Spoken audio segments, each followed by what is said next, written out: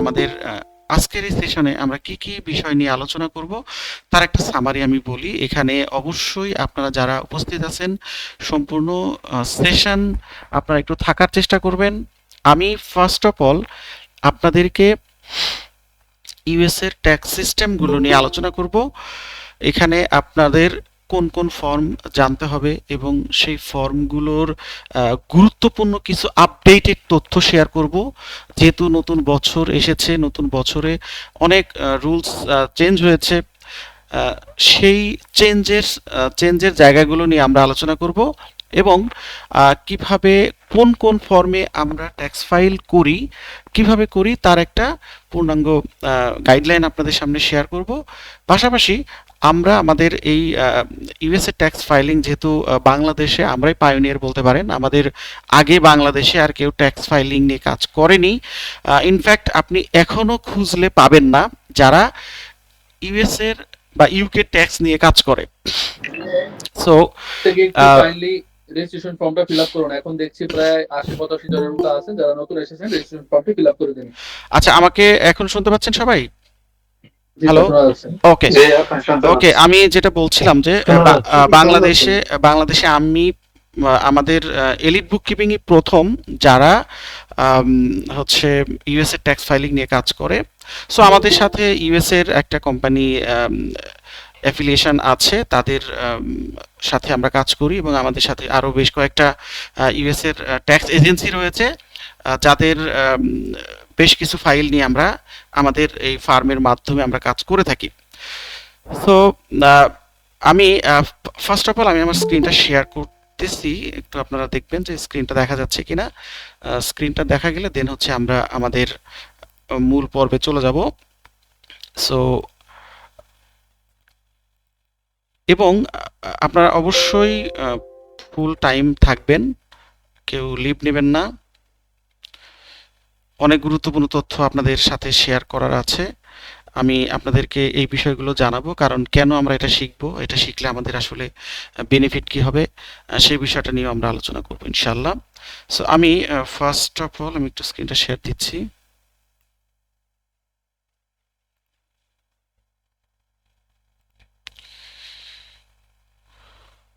এই ভাগে নতুন যারা এসেছেন এরা একটু রেজিস্ট্রেশন ফর্মটা ফিল আপ করে দিবেন।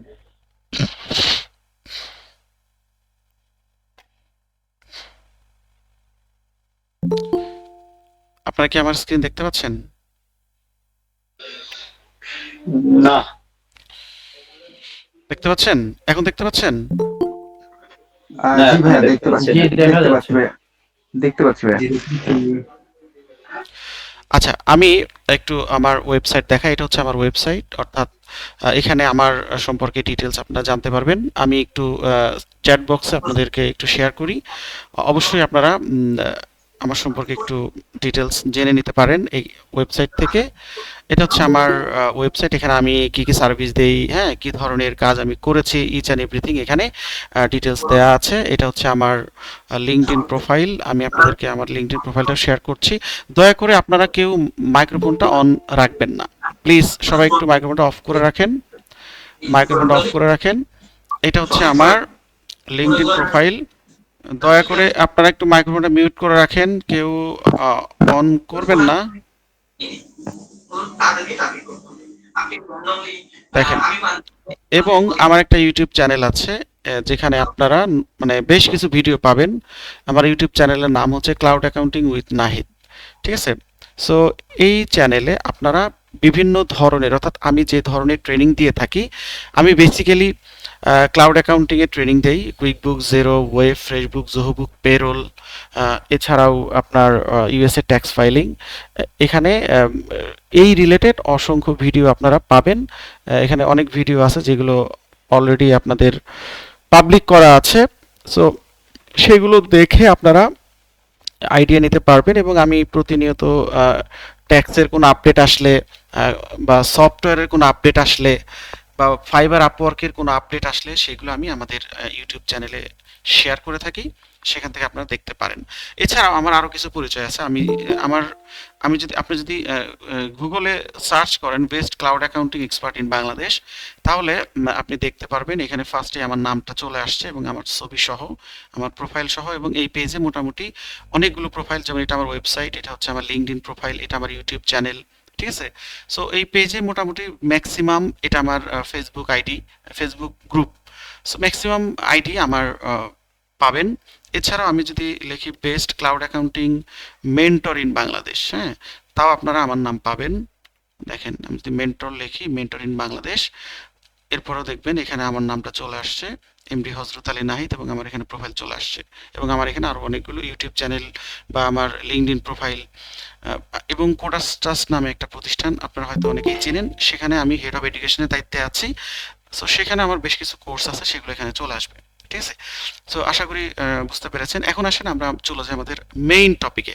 সো আমাদের মেইন টপিক হচ্ছে আমরা প্রথমেই কিছু রুলস রেগুলেশন সম্পর্কে জানবো, এবং যেগুলো জানাটা খুবই জরুরি। আপনি যদি ট্যাক্স নিয়ে কাজ করতে চান, এই জিনিসগুলো অবশ্যই আপনাকে জানতেই হবে।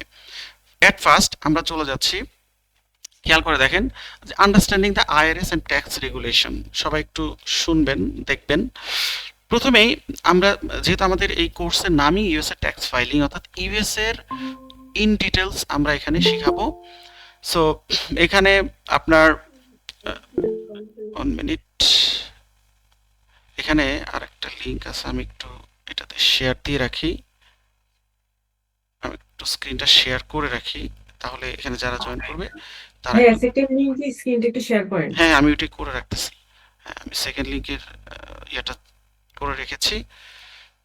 দেখেন, আপনি একটু দেখেন, মাইক্রোফোন কেউ অন করলে আপনি একটু অফ করে দিন।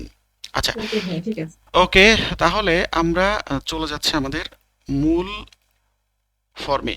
খেয়াল করেন, আমরা প্রথমত আমাদের মূল কোর্স হচ্ছে ইউএসএ ট্যাক্স ফাইল। এখানে আমরা প্রথমে ইউএসএ ট্যাক্স ফাইল করতে গেলে আপনাকে প্রথমেই মানে আইআরএস সম্পর্কে জানতে হবে। অর্থাৎ আমরা যদি বাংলাদেশে কোনো ট্যাক্স ফাইল করি, তাহলে আমরা কি করি, এনবিআর এ ট্যাক্স ফাইল করি। আর এখানে আপনি যদি ইউএসএ ট্যাক্স ফাইল করেন, তাহলে আপনাকে আইআরএস সম্পর্কে জানতে হবে। সো আইআরএস এর কাজ কি? খুবই স্বাভাবিক। আইআরএস হচ্ছে ফেডারেল, ইউএস এর গভর্নমেন্ট হচ্ছে দুইটা, একটা হচ্ছে আইআরএস, একটা স্টেট গভর্নমেন্ট। আইআরএস এর ফুল মিনিং হচ্ছে ইন্টারনাল রেভিনিউ সার্ভিস, অর্থাৎ ফেডারেল গভর্নমেন্টকেই ওরা, ফেডারেল গভর্নমেন্টের যে ট্যাক্স জমা যেখানে দেওয়া হয়, সেটাকেই হচ্ছে আইআরএস এ দেওয়া হয়।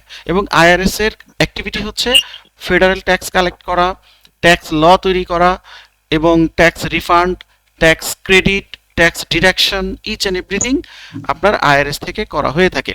আর স্টেট গভর্নমেন্ট হচ্ছে এইটা, মানে আপনারা জানেন ইউএসএ তে 50টা স্টেট রয়েছে, 50টা স্টেটে 50 ধরনের স্টেট গভর্নমেন্ট রয়েছে, এবং তাদের ট্যাক্সের রুলস রেগুলেশন ডিফারেন্ট।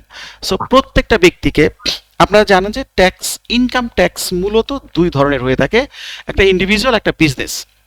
ইন্ডিভিজুয়াল হোক আর বিজনেস হোক, আপনাকে দুইটা বডিকে আপনাকে ট্যাক্স সাবমিট করতে হবে। একটা হচ্ছে ফেডারেল গভর্নমেন্টকেও দিতে হবে এবং স্টেট গভর্নমেন্টকেও দিতে হবে।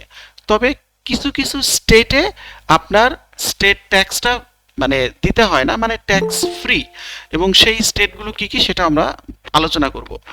দেখেন, প্রথমে আমরা হচ্ছে আইআরএস সম্পর্কে জানলাম এবং আইআরএস এর অ্যাক্টিভিটি কি সেটা জানলাম। এইবার আসেন মূল, মানে অনেক গুরুত্বপূর্ণ যে তথ্যটা, সেটা হলো যে আপনি যে ট্যাক্স ফাইল করবেন, আপনাকে অবশ্যই ট্যাক্স ফাইলিং রিকোয়ারমেন্টটা জানতে হবে। অর্থাৎ আপনি যদি ইন্ডিভিজুয়াল ট্যাক্স ফাইল করেন, তাহলে ইন্ডিভিজুয়াল ট্যাক্স ফাইলের মাদার ফর্মের নাম কি, এটা আপনাকে আগে জানতে হবে। সো মাদার ফর্মের নাম হচ্ছে 1040, 1040 এনআর, 1040 এসআর। আচ্ছা, তিনটার নাম কেন আলাদা আলাদা? 1040 হচ্ছে ইন জেনারেল, অর্থাৎ সবাই একটু শুনবেন। ইন জেনারেল মিনস যে ধরেন 18 বছর থেকে আপনার 65 ইয়ার্সের মধ্যে ইউএস এর যারা সিটিজেন, তাদেরকে 1040 ফাইলিং 40 মাধ্যমে যারা ট্যাক্সেবল, তাদেরকে ট্যাক্স সাবমিট করতে হয়। আর 1040 এসআর যারা 65 ইয়ার্সেরও বেশি বয়স যাদের, বাট ইউএস এর সিটিজেন, তাদের ক্ষেত্রে হচ্ছে এই 1040 এসআরটা সাবমিট করতে হবে। আর যারা হচ্ছে ইউএসএ তে বিজনেস করে কিন্তু ইউএস এর সিটিজেন না, কিন্তু ইউএসএ তে বিজনেস করে থাকেন, ধরেন ইউএসএ তে এলএলসি ওপেন করে রাখছেন, সো তাদেরকেও কিন্তু মানে ইন্ডিভিজুয়াল ট্যাক্স ফাইল করতে হয়। সেই ক্ষেত্রে তাদের জন্য 1040 এনআরটা সাবমিট করতে হয়। এরপর আসেন বিজনেস। কয়েক ধরনের বিজনেস রয়েছে। প্রথমত S corporation, C corporation, partnership এবং সোল প্রোপাইটরশিপ। সোল প্রোপাইটর হচ্ছে শিডিউল সির মাধ্যমে আপনাকে ফাইল করতে হবে, আর সি কর্পোরেশন হচ্ছে 1120 এস এর মাধ্যমে দিতে হবে। সি কর্পোরেশন হচ্ছে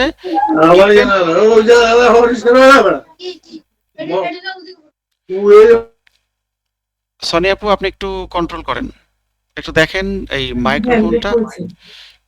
মাইক্রোফোনটা অন করে কে, একটু দেখেন। মিউট করে দিচ্ছি ভাইয়া। গুড।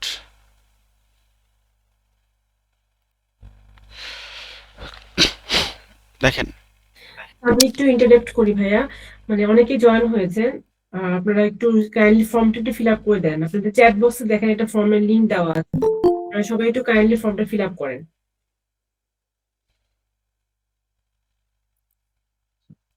আচ্ছা, আমরা আবার আমাদের আসল মানে আমাদের মূল পর্বে চলে যাই। আমি যেটা বলতেছিলাম যে বিজনেসের মধ্যে কয়েকটা ধাপ আছে। সি কর্পোরেশন হলে 1120, এটা হচ্ছে ফর্মের নাম, এগুলো মনে রাখবেন। এবং আপনারা আজকে যারা সেশনে জয়েন করেছেন তারা সবাই একটু ফর্মটা ফিল আপ করেন। আপনাদের ওই ফর্মে মেইল আইডি দেওয়া থাকবে। আজকের এই সেশনটা পুরোটা রেকর্ড হবে, অলরেডি আমি রেকর্ডিংটা অন করে দিয়েছি, আপনাদেরকে আমি রেকর্ডটা পাঠিয়ে দিব, ঠিক আছে, উইথ দিস ডকুমেন্টস। সো আপনারা এখান থেকে মানে আপনি যদি মানে ট্যাক্স ফাইলিংটা শিখতে চান, এইটাই হবে আপনার primary stage.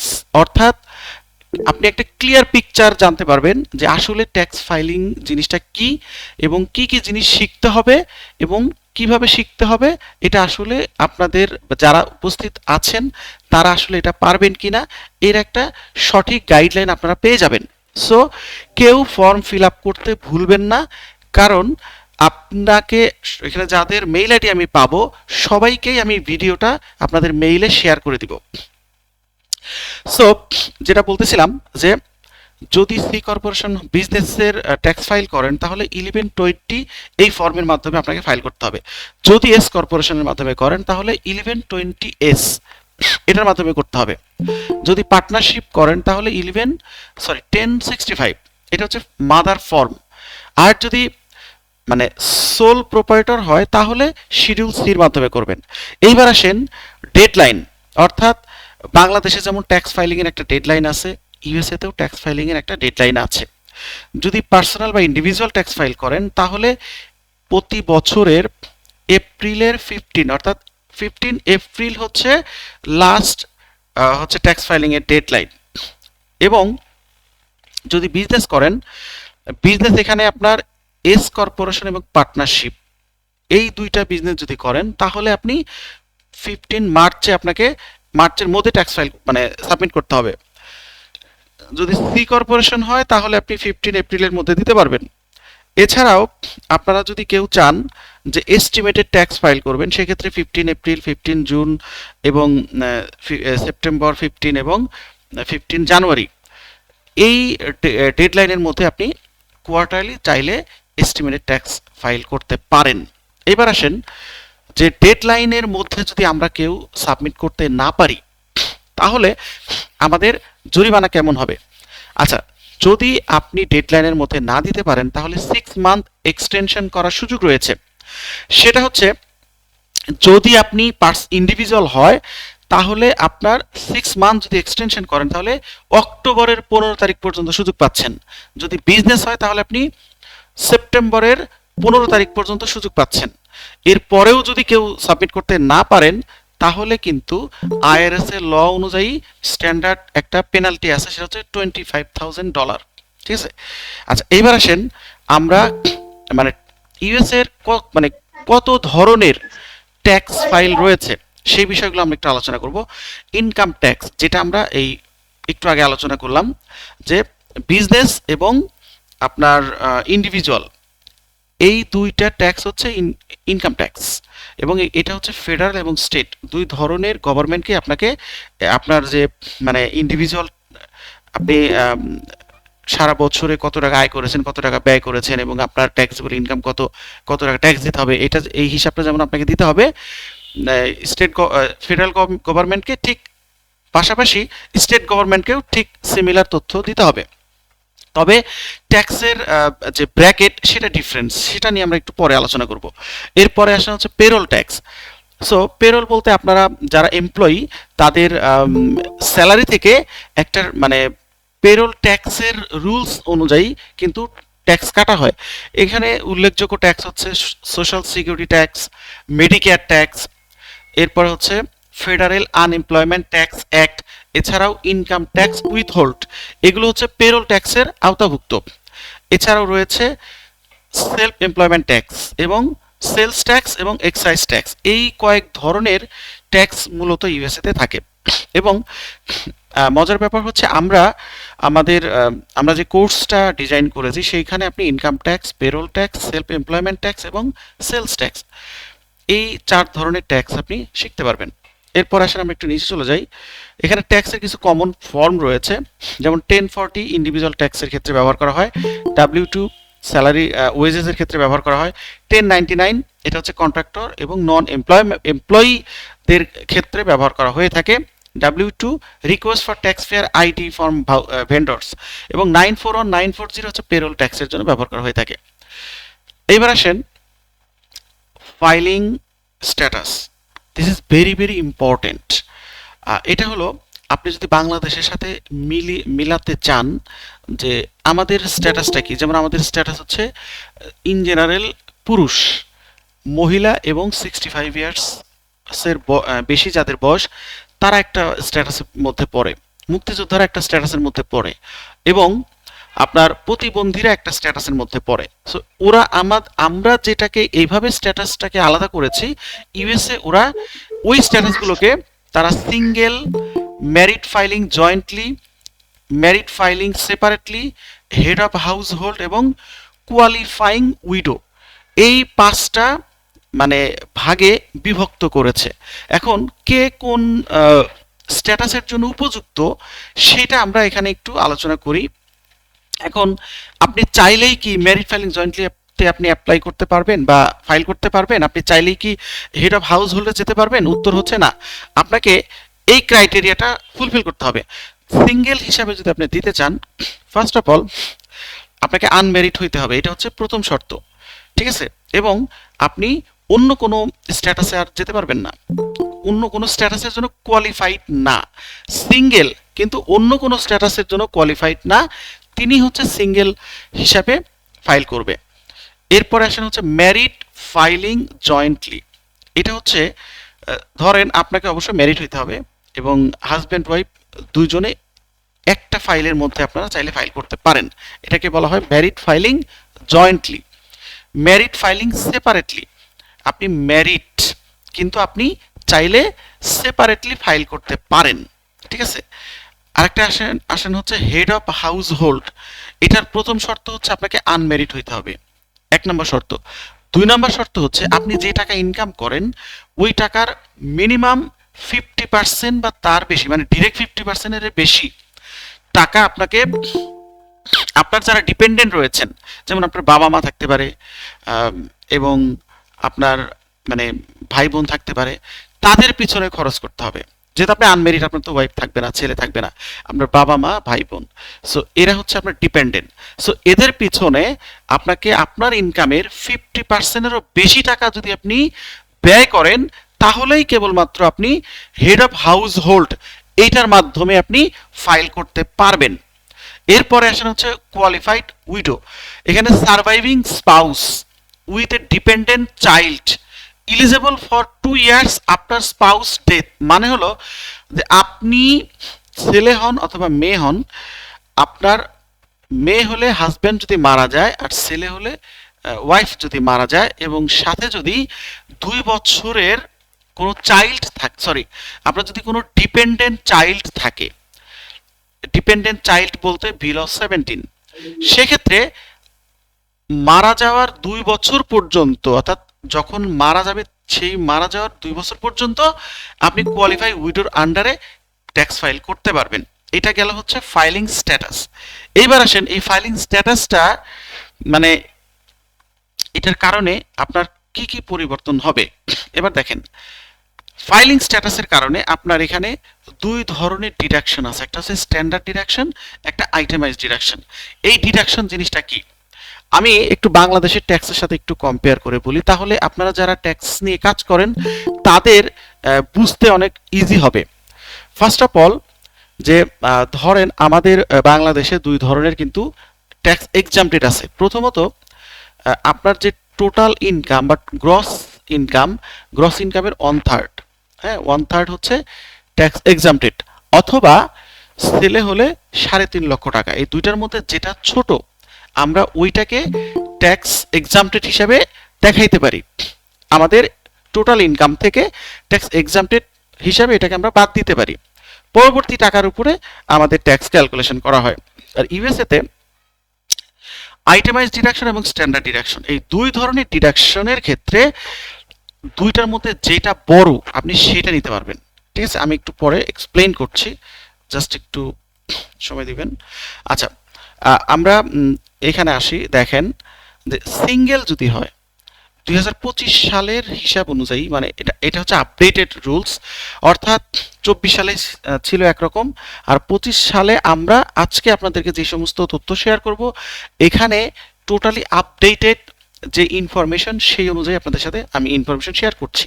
First of all যদি সিঙ্গেল হয় তাহলে $15,750 পর্যন্ত আপনার ট্যাক্স দিতে হবে না। ধরেন আপনি $30,000 ইনকাম করছেন এক বছরে, তাহলে $15,750 উপরে আপনাকে ট্যাক্স দেওয়া লাগবে না। বাকি যেই 14,250 ওইটার উপরে আপনাকে স্ল্যাব অনুযায়ী ট্যাক্স দিতে হবে। সেই স্ল্যাবটা একটু পরে শেয়ার করব। এরপর আসেন ম্যারিড ফাইলিং জয়েন্টলি যদি হয় তাহলে 31,500। যদি হেড অফ হাউস হোল্ড হয় তাহলে 23,650। যদি ম্যারিড ফাইলিং সেপারেটলি হয় তাহলে 15,750। এরপরে আসেন এটা হচ্ছে ইন জেনারেল, যদি ট্যাক্স পেয়ারের বয়স 65 ইয়ার প্লাস হয়ে থাকে তাহলে স্ট্যাটাস অনুযায়ী 1600 থেকে 2050 পর্যন্ত হইতে পারে। এটা ডিপেন্ড করবে, সিঙ্গেল হলে একরকম, ম্যারিড ফাইলিং জয়েন্টলি হলে একরকম, হেড অফ হাউস হোল্ড হলে আরেক রকম, বাট এটা রেঞ্জ হচ্ছে 1600 থেকে 2050। এটা হচ্ছে স্ট্যান্ডার্ড ডিডাকশন এবং এইটা ফিক্সড, মানে আপনার ইনকাম যাই হোক না কেন, আপনি যেখানেই খরচ করেন না কেন, এটা হচ্ছে ফিক্সড অ্যামাউন্ট। যেটা আমরা যদি আমাদের ভাষায় বলি যে আমরা 3,50,000 যেটাকে আমরা ধরি, এটা কিন্তু ফিক্সড থাকে। আর 1/3 যেটা, এটা কিন্তু চেঞ্জ হয়ে যায়, কারণ আপনি স্যালারি যার যত বেশি তার কিন্তু ওই 1/3টা কিন্তু তত বেশি হয়ে থাকে, যার কম তত কম হয়ে থাকে। তার মানে কি ওটা কিন্তু মানে ভেরিয়েবল, মানে পরিবর্তনশীল। ঠিক আইটেমাইজ ডিডাকশনটা হচ্ছে পরিবর্তনশীল, কিন্তু আমাদের মতো না। এখানে আবার কিছু বিষয় আছে, অর্থাৎ স্পেসিফিক কিছু জায়গায় আপনাকে ইনভেস্ট করতে হবে বা খরচ করতে হবে, এবং সেই স্পেসিফিক জায়গাগুলো কোথায় কোথায় খরচ করতে হবে সেটা আমি একটু আলোচনা করছি। এবার দেখেন আমরা যদি আইটেমাইজে আসি, আমি একটু এটাকে একটু শর্ট করে বলি। ধরেন স্টেট অ্যান্ড লোকাল ট্যাক্স, এটার মধ্যে তিনটা জিনিস আছে, একটা হচ্ছে স্টেট ট্যাক্স, তারপর প্রপার্টি ট্যাক্স এবং ফেডারেল ট্যাক্স। আচ্ছা এখন দেখেন, সরি মানে স্টেট ট্যাক্স, সেলস ট্যাক্স এবং প্রপার্টি ট্যাক্স। খেয়াল করে দেখেন স্টেট অ্যান্ড লোকাল ট্যাক্স, এইটার মধ্যে আমাদের তিন ধরনের ট্যাক্স আছে। একটা আছে স্টেট ইনকাম ট্যাক্স, একটা আছে সেলস ট্যাক্স, আরেকটা আছে হচ্ছে প্রপার্টি ট্যাক্স। সবাই একটু মিউট করেন, মাইক্রোফোনটা মিউট করেন, মাইক্রোফোনটা মিউট করেন, তাহলে আপনারা ভালো মতো শুনতে পারবেন। সবাইকে একটু রিকোয়েস্ট করব, বেশিক্ষণ না, আমি আপনাদেরকে ধরেন সর্বোচ্চ 1 ঘন্টা সময় নিব। আধা ঘন্টা অলমোস্ট প্রায় চলেই গেছে, আর আধা ঘন্টার সময় আপনাদের থেকে নিব আমি। বাট এখান থেকে আপনি মূল্যবান অনেক ইনফরমেশন জেনে যেতে পারবেন, যেগুলো হয়তো আপনি একা একা চিন্তা করলে এই জিনিসগুলো এত অর্গানাইজ হইতে আপনি পাবেন না, বা কোন জিনিসটা আপনার জানা দরকার আপনি ওটাও কিন্তু জানেন না। বাট সেটাকে আমি খুবই সংক্ষেপে, মানে অনেক বিশাল একটা জিনিসটাকে আমি খুব সামারি আকারে আপনাদেরকে বুঝাচ্ছি। দেখেন ভাইয়া আমি একটু ইন্টারাপ্ট করছি। আমাদের দুইটা ব্যাচ নিয়ে দুইটা লিংক নিয়ে অনেকেই জয়েন হয়েছেন, তো আপনারা দেখেন চ্যাট বক্সে একটা লিংক দেওয়া আছে। সবাই একটু কাইন্ডলি ফর্মটা ফিল আপ করেন, লিঙ্কটাতে ঢুকে ফর্মটা ফিল আপ করেন, যাতে পরবর্তীতে আমাদের সাথে যোগাযোগ করতে আপনাদের সুবিধা হয় এবং আমাদের ডিসকাউন্টটা আপনারা নিতে পারেন। তো সবাই একটু প্লিজ কাইন্ডলি ফর্মটা ফিল আপ করে দেন। আচ্ছা, আমি আরেকটু বলি, আপনারা যদি ফর্মটা ফিল আপ করেন, আমি বলছি যে ভিডিওটা শেয়ার করে দিব আপনাদের মেইলে, ঠিক আছে? সেই ক্ষেত্রে আপনি ভিডিওটা পেয়ে যাচ্ছেন। আচ্ছা, আমরা একটু এরপরে যাই।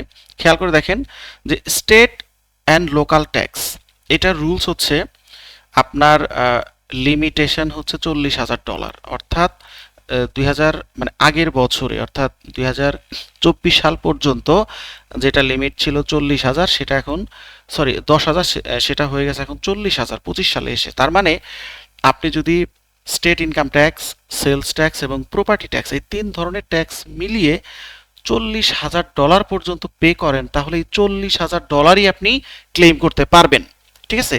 সো আমি যদি একটু খেয়াল করি যে এখানে আমরা এই $40,000 মধ্যে আমি যদি একটা মানে স্যাম্পল হিসেবে আপনাদেরকে মানে এক্সাম্পল দিয়ে বুঝাই, তাহলে আপনারা যেটা বুঝবেন যে অ্যাকচুয়ালি আমার একটা ক্লায়েন্ট, সে স্টেট ট্যাক্স দিছে $5,000, প্রপার্টি ট্যাক্স দিছে $4,500, সেলস ট্যাক্স দেয় নাই। তাহলে আপনি যখন ট্যাক্স আইটেমাইজ ডিডাকশন যখন আপনি ক্যালকুলেশন করবেন, তখন আপনাকে এখানে স্টেট ইনকাম ট্যাক্স ধরেন 5,000 ধরবেন, তারপরে হচ্ছে এখানে আপনি প্রপার্টি ট্যাক্সটা ধরবেন 4,500। এরপরে আসেন আরও কিছু বিষয়ের উপরে ট্যাক্স আছে, সেটা হলো যদি আমরা আসি মর্টগেজ ইন্টারেস্ট। আচ্ছা, মর্টগেজ ইন্টারেস্ট বলতে এখানে বলা হচ্ছে যে মানে এটা জাস্ট ফর এক্সাম্পল যে 7.5 লক্ষ টাকা আপনি মর্টগেজ নিয়েছেন। নিয়েছেন বলতে কি, এটা হচ্ছে লিমিট, মানে আপনি সর্বোচ্চ 7.5 লক্ষ টাকা পর্যন্ত যদি আপনি লোন নেন মর্টগেজ পারপাস, সেই ক্ষেত্রে এই $7.5 লক্ষ উপরে আপনি 2025 সালে কত টাকা আপনি ইন্টারেস্ট দিয়েছেন, ওই টোটাল টাকায় আপনি ক্লেম করতে পারবেন, ঠিক আছে? এক্সাম্পল হিসাবে আমি যদি বলি যে $7.5 লক্ষ হচ্ছে টোটাল লিমিট। এখন আপনি যা নিয়েছেন তার উপরে $7,000 পর্যন্ত আপনি ইন্টারেস্ট দিয়েছেন, এবং সেটা $7,50,000 কম লোন নিয়েছেন। ধরেন আপনি লোন নিয়েছেন মনে করেন 50,000 বা 1 লাখ। 1 লাখের জন্য আপনি ওই বছরে $7,000 আপনি ট্যাক্স দিয়েছেন, ইন্টারেস্ট দিয়েছেন, তাহলে এই 7,000ই আপনার এই আইটেমাইজ ডিডাকশনের মধ্যে পড়বে। এখন এখানে প্রশ্ন হলো, যদি $8 লক্ষ আপনি খরচ করেন মানে লোন নেন, তাহলে কিন্তু আপনি ওই বাকি $50,000 উপরে যে ইন্টারেস্টটা দিবেন, সেই ইন্টারেস্টের উপরে কিন্তু আপনি কোনো ক্লেম করতে পারবেন না। 7.5 লক্ষ টাকার উপরে যদি আপনি $20,000 যদি ট্যাক্স ইন্টারেস্ট দিয়ে থাকেন, তাহলে $20,000ই আপনি ক্লেম করতে পারবেন। এখানে আরো কিছু নিয়ম আছে। নিয়মগুলো হচ্ছে, ধরেন আপনি মর্টগেজ নিছেন, নিয়ে ওই টাকা দিয়ে আপনি পার্সোনাল কাজে খরচ করছেন, তাহলে যে ইন্টারেস্টটা দিবেন সেই ইন্টারেস্ট কিন্তু আপনি ক্লেম করতে পারবেন না। হ্যাঁ, this is very very important point. আমি আপনাদেরকে বোঝার সুবিধার্থে একেবারে বাংলায় এখানে সুন্দর করে লিখে দিয়েছি, এটা আমি আপনাদের সাথে শেয়ার করব, এখান থেকে আপনারা আরো ক্লিয়ারলি জানতে পারবেন। দেখেন, আমরা যদি এখানে আপনার লোনের টাকা কোন কোন খাতে খরচ করলে আপনি মানে ক্লেম করতে পারবেন না, সেটা কিন্তু অবশ্যই আপনার জানতে হবে। এবার খেয়াল করে দেখেন যে শর্তাবলী, লোনের ব্যবহার, অবশ্যই লোনের টাকা দিয়ে আপনাকে বাড়ি কিনতে হবে অথবা বাড়ির মেরামতের কাজে খরচ করতে হবে, ঠিক আছে? ওইটা দিয়ে আপনি ক্রেডিট কার্ডের বিল দিতে পারবেন না। আপনি হচ্ছে মানে যদি পার্সোনাল কোনো খরচ করেন সেটা করতে পারবেন না, সেটা করলে ওই ইন্টারেস্টটা আপনি ক্লেম করতে পারবেন না, ঠিক আছে? এবং আপনাকে অবশ্যই মানে সিকিউর লোন নিতে হবে। হ্যাঁ, সিকিউর লোন নিতে হবে, এবং প্রথম এবং দ্বিতীয় বাড়ি, তার মানে আপনি প্রথম এবং দ্বিতীয় বাড়ির ক্ষেত্রে মানে একটাতে আপনি হয়তো বসবাস করতেছেন আর একটা হয়তো ভ্যাকেশনের জন্য রেখেছেন, তাহলে আপনি ওই লোনের যে ইন্টারেস্ট সেটা যদি আপনি পে করেন ওটা ক্লেম করতে পারবেন, ঠিক আছে? কিন্তু আপনি ধরেন লোন করে আপনি ভাড়া দিছেন, ঠিক আছে, ওইটা কিন্তু ক্লেম করা যাবে না, এটা কিন্তু মনে রাখতে হবে। আচ্ছা, এরপরে আসেন হচ্ছে আমরা একটু চলে যাই উপরে। তাহলে এরপরে দেখেন আমরা চ্যারিটেবল মানে ট্রাস্টে আপনি দান করছেন, ওইটাকে আপনি এই আইটেমাইজ ডিডাকশনের মধ্যে আনতে পারবেন। পাশাপাশি ধরেন আপনি মেডিকেল বিল দিছেন। আচ্ছা, মেডিকেল বিলের আবার এখানে একটা লিমিটেশন আছে। লিমিটেশনটা হচ্ছে আপনার যে মানে gross taxable salary, sorry taxable income, হ্যাঁ, যেটাকে বলা হয় এজিআই, মানে হচ্ছে অ্যাডজাস্টেড গ্রস ইনকাম, এটা যখন আমরা এই মানে 1040 যখন আমরা ফিল আপ করবো, তখন ওই এজিআই কিভাবে বের করতে হয় সেখানে দেখানো হয়। এজিআই এর 7.5% পর্যন্ত আপনি এখানে ক্লেম করতে পারবেন। তাহলে এখানে দেখা গেল যে সবগুলো যোগ করলে যদি আমি হিসাব করি যে আইটেমাইজ ডিডাকশন আসে হচ্ছে 18,500, কিন্তু স্ট্যান্ডার্ড ডিডাকশন হচ্ছে আপনার 15,750। দুইটার মধ্যে বড় কোনটা? 18,500। এই ক্ষেত্রে এই ক্লায়েন্টের যখন ট্যাক্স ফাইল করবেন আপনি, তখন আইটেমাইজ ডিডাকশনটা আপনি ধরতে পারেন, এটাই হচ্ছে বেনিফিটেড হবেন। আর যদি আপনি ওই স্ট্যান্ডার্ড ডিডাকশন ধরেন, তাহলে আপনার এই যে আইটেমাইজ যে কত ইনভেস্টমেন্ট যেগুলো আমরা দেখাইলাম, এগুলোর কোনো ভিত্তি থাকবে না, এগুলো কোনো ক্লেম করতে পারবেন না। ঠিক আছে, এই হচ্ছে আইটেমাইজ এবং স্ট্যান্ডার্ড ডিডাকশনের মধ্যে মানে পার্থক্য। এরপরে আসেন হচ্ছে আমরা চলে যাব আরেকটু নিচে। দেখেন এখানে হচ্ছে আমরা কিছু বিষয় আছে, সেটা হলো আপনি যখন ট্যাক্স ফাইল করবেন অবশ্যই আপনাকে টাইমলি ফাইল করতে হবে, এবং ই ফাইলটা মানে এখন আইআরএস সবচেয়ে বেশি প্রেফার করে। ই ফাইলের মাধ্যমে যদি আপনি ফাইল করেন তাহলে সেই ক্ষেত্রে আপনার মানে মানে ফাইলটা খুব দ্রুত অ্যাকসেপ্ট হয়, এবং আপনাকে 3 বছরের মানে ফাইল অর্থাৎ ট্যাক্স রিটার্নের কপি রাখতে হবে সংরক্ষণ করে, ক্ষেত্র বিশেষে 7 বছরও রাখার দরকার হইতে পারে। এবং আপনাকে অবশ্যই প্রপার ফর্ম অর্থাৎ যে যেই ট্যাক্স যেই ফর্মের মাধ্যমে ফাইল করা উচিত সেটা সেভাবেই করতে হবে। ঠিক আছে, এবং আইআরএস যদি কোনো নোটিশ দেয় সাথে সাথে সেটা রিপ্লাই দিতে হবে। আচ্ছা, এইবার আসলে হচ্ছে ফেডারেল এবং স্টেট গভর্নমেন্টের ওভারভিউ। আমি যদি এখানে একটু ওভারভিউটা নিয়ে আলোচনা করি, ফার্স্ট অফ অল হচ্ছে ম্যান্ডেটরি ফর অল, অর্থাৎ যারা ট্যাক্সেবল, অর্থাৎ যাদের জন্য ট্যাক্সটা ম্যান্ডেটরি, যারা থ্রেশহোল্ডটাকে মানে ক্রস করেছে তাদেরকে অবশ্যই ফাইল করতে হবে। 2 নাম্বার হচ্ছে এই যে ফেডারেলে যে ট্যাক্সটা দেওয়া হচ্ছে, এই ট্যাক্সটা আইআরএস বা ফেডারেল গভর্নমেন্ট ন্যাশন ওয়াইড প্রোগ্রামের জন্য খরচ করে, যেমন মিলিটারি খাতে খরচ করে, ইনফ্রাস্ট্রাকচারে খরচ করে, সোশ্যাল সিকিউরিটিতে খরচ করে, মেডিকেয়ারের পারপাস তারা খরচ করে থাকে। এই টাকা কিন্তু কোনো পার্সোনাল কোনো ব্যক্তিকে দেওয়া হয় না, এটা আইআরএস হচ্ছে একটা মানে ফেডারেল গভর্নমেন্টের একটা পার্ট। সো সেই টাকা দিয়ে কিন্তু ওই মানে ইউএস এর প্রত্যেকটা মানে ইনফ্রাস্ট্রাকচার বা মিলিটারি বা এই ধরনের অ্যাক্টিভিটিতে কিন্তু খরচ করা হয়ে থাকে। এবং এখানে মানে ফেডারেলের যে লটা এটা মানে 50টা স্টেটের জন্য সেম। এরপর আসা হচ্ছে স্টেট গভর্নমেন্ট বা স্টেট ট্যাক্স ওভারভিউ। এখানে কিছু কিছু স্টেটে আপনার ট্যাক্স দেওয়া লাগবে না, যেমন 9টা স্টেটে আপনার কোনো স্টেট ট্যাক্স নাই, যেমন Florida, Texas, Nevada, Alaska, New Hampshire, South Dakota, Tennessee এবং ওয়াশিংটন এবং উইমিং। এই 9টা স্টেটে কোনো প্রকারের স্টেট ট্যাক্স নাই। এরপরে আসেন স্টেট ট্যাক্সের রেটটা কিন্তু ভ্যারি করে। ও এখানে আবার সেলস ট্যাক্স আছে, অর্থাৎ মানে আইআরএস কখনোই বা ফেডারেল গভর্নমেন্ট কখনো সেলস ট্যাক্স মানে করে না, মানে অ্যালাউ করে না বা সেলস ট্যাক্স রাখে না। কিন্তু স্টেট গভর্নমেন্ট কিন্তু আপনার সেলস ট্যাক্স কিন্তু এটা মানে কাটে। সেলস ট্যাক্স মিনস হচ্ছে আমরা যেটাকে ভ্যাট বলি, ওরা বলে সেলস ট্যাক্স। এবং এক্ষেত্রে আপনার স্টেট ওয়াইজ কিন্তু রুলসগুলো ভিন্ন, এগুলো আমরা বিস্তারিত পরে জানবো। এইবার আসেন যে আমরা ট্যাক্স ব্র্যাকেট বা ট্যাক্স থ্রেশহোল্ড বা স্ল্যাব যেটাকে আমরা বলি, ফেডারেল গভর্নমেন্টের একরকম এবং স্টেট গভর্নমেন্টের আর এক রকম। যদি ফেডারেল গভর্নমেন্টের আসি তাহলে সিঙ্গেল ফাইলারের জন্য একরকম, ম্যারিড ফাইলিং জয়েন্টলি হলে একরকম এবং হেড অফ হাউস হোল্ড হলে আর এক রকম। আচ্ছা, এখানে দেখেন ওদের মানে টোটাল ফেডারেল ট্যাক্সের রেট হচ্ছে 10 থেকে 37%, 10 to 37%, অ্যান্ড 10% 0 থেকে 11,925। 0 মিনস ধরেন আপনার মানে কারো স্যালারি 30,000 মানে সরি কারো ট্যাক্সেবল ইনকাম $30,000, ওইখান থেকে প্রথমেই আমরা দেখেছি 15,750 মাইনাস হবে, হওয়ার পরে বাকি ধরেন আছে কত 14,250। এই 14,250-এর প্রথম 11,000-এর উপরে 10% হবে, পরবর্তী টাকার উপরে 12%। এইভাবে সিঙ্গেল ফাইলারের যে ট্যাক্স ক্যালকুলেশন এভাবে হবে। যদি ম্যারিড ফাইলিং জয়েন্টলি হয় সেক্ষেত্রে এই স্ল্যাব অনুযায়ী হবে, হেড অফ হাউস হোল্ড হলে এই স্ল্যাব অনুযায়ী হবে। ঠিক আছে, এটা হচ্ছে মানে আপডেটেড স্ল্যাব। ঠিক আছে, এরপর আমরা যদি আসি স্টেট গভর্নমেন্ট, এটা এক এক স্টেটে এক এক রকম। ধরেন আমি যদি এক্সাম্পল হিসাবে নিউ জার্সিকে ধরি, নিউ জার্সিকে ওরা 1040-কে ওরা বলে NJ 1040, এবং এক্ষেত্রে আপনার ট্যাক্সেবল ইনকামের ওই থ্রেশহোল্ডটা অর্থাৎ ট্যাক্স ডিডাকশন যেটা সেটা বাদ দেওয়ার পরে প্রথম 20,000-এর উপরে হচ্ছে 1.4%, পরবর্তী 20,000 এক থেকে 35,000 পর্যন্ত 1.75%। এইভাবে স্ল্যাব অনুযায়ী ট্যাক্সটা ক্যালকুলেশন করা হয়ে থাকে। এরপরে আসেন হচ্ছে আমরা যদি নিউ ইয়র্কে যাই, নিউ ইয়র্কেরটা আরেক রকম, যদি আমি আপনার ক্যালিফোর্নিয়াতে যাই সেটা আরেক রকম, এবং যদি আমি ধরেন অ্যারিজোনাতে যাই সেটা এখানে ফ্ল্যাট রেট 2.5%, ঠিক আছে। ওহিওতে যাই সেটা আলাদা 2.75 এবং 3.5, এটা আলাদা।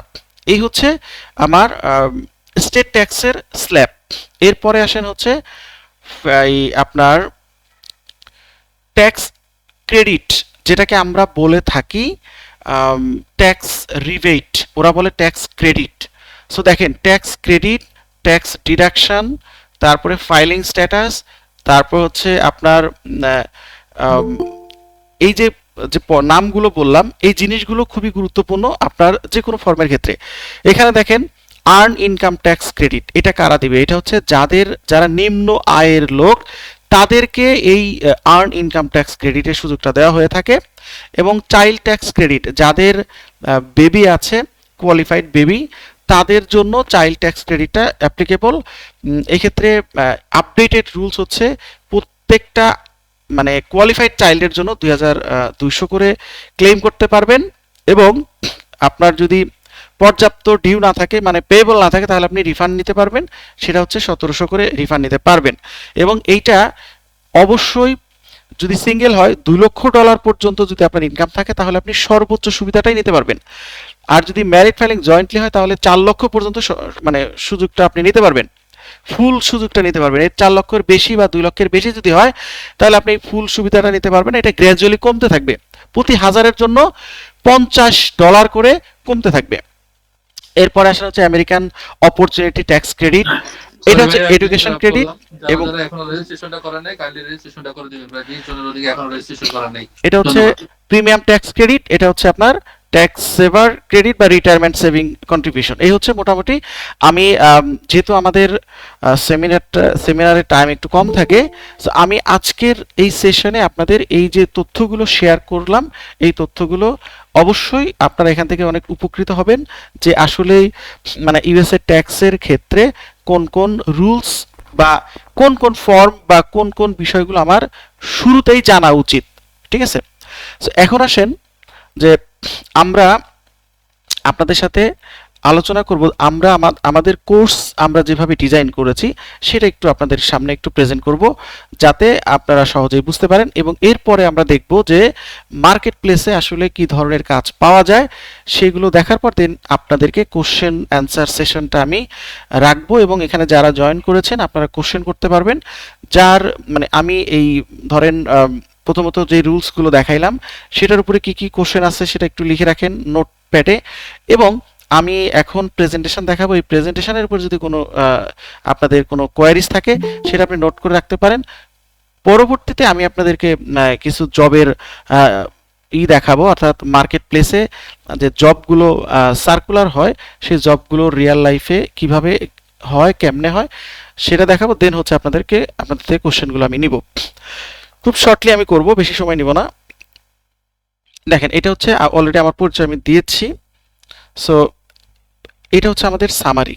দেখেন আমরা আমাদের মানে এই কোর্সে আমরা যে বিষয়গুলো হাইলাইটস করছি, ইউএসএ ট্যাক্স ফাইল, এখানে আপনি ইন্ডিভিজুয়াল ট্যাক্স ফাইল শিখতে পারবেন, বিজনেস ট্যাক্স ফাইল শিখতে পারবেন। বিজনেসের মধ্যে এখানে সেলফ এমপ্লয়েড, পার্টনারশিপ এবং কর্পোরেশন, এস কর্পোরেশন এবং সি কর্পোরেশন, দুই ধরনের কর্পোরেশন আমরা শিখাবো। এছাড়া হচ্ছে সেলস ট্যাক্স ফাইলিং, এটা আমরা শিখাবো।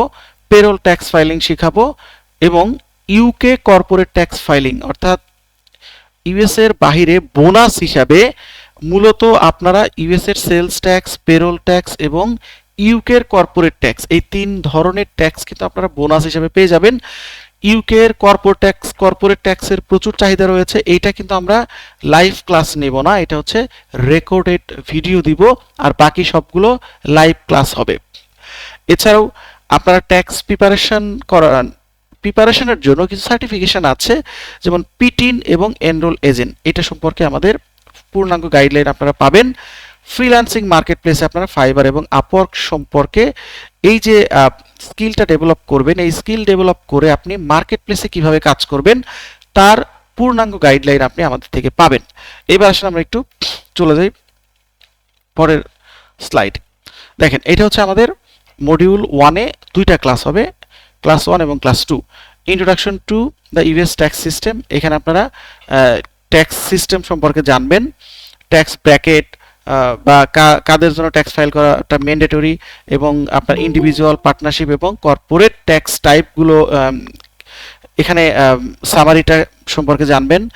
প্লাস হচ্ছে স্টেট এবং আপনার ফেডারেল ট্যাক্স এজেন্সি সম্পর্কে আমরা বিস্তারিত আলোচনা করব।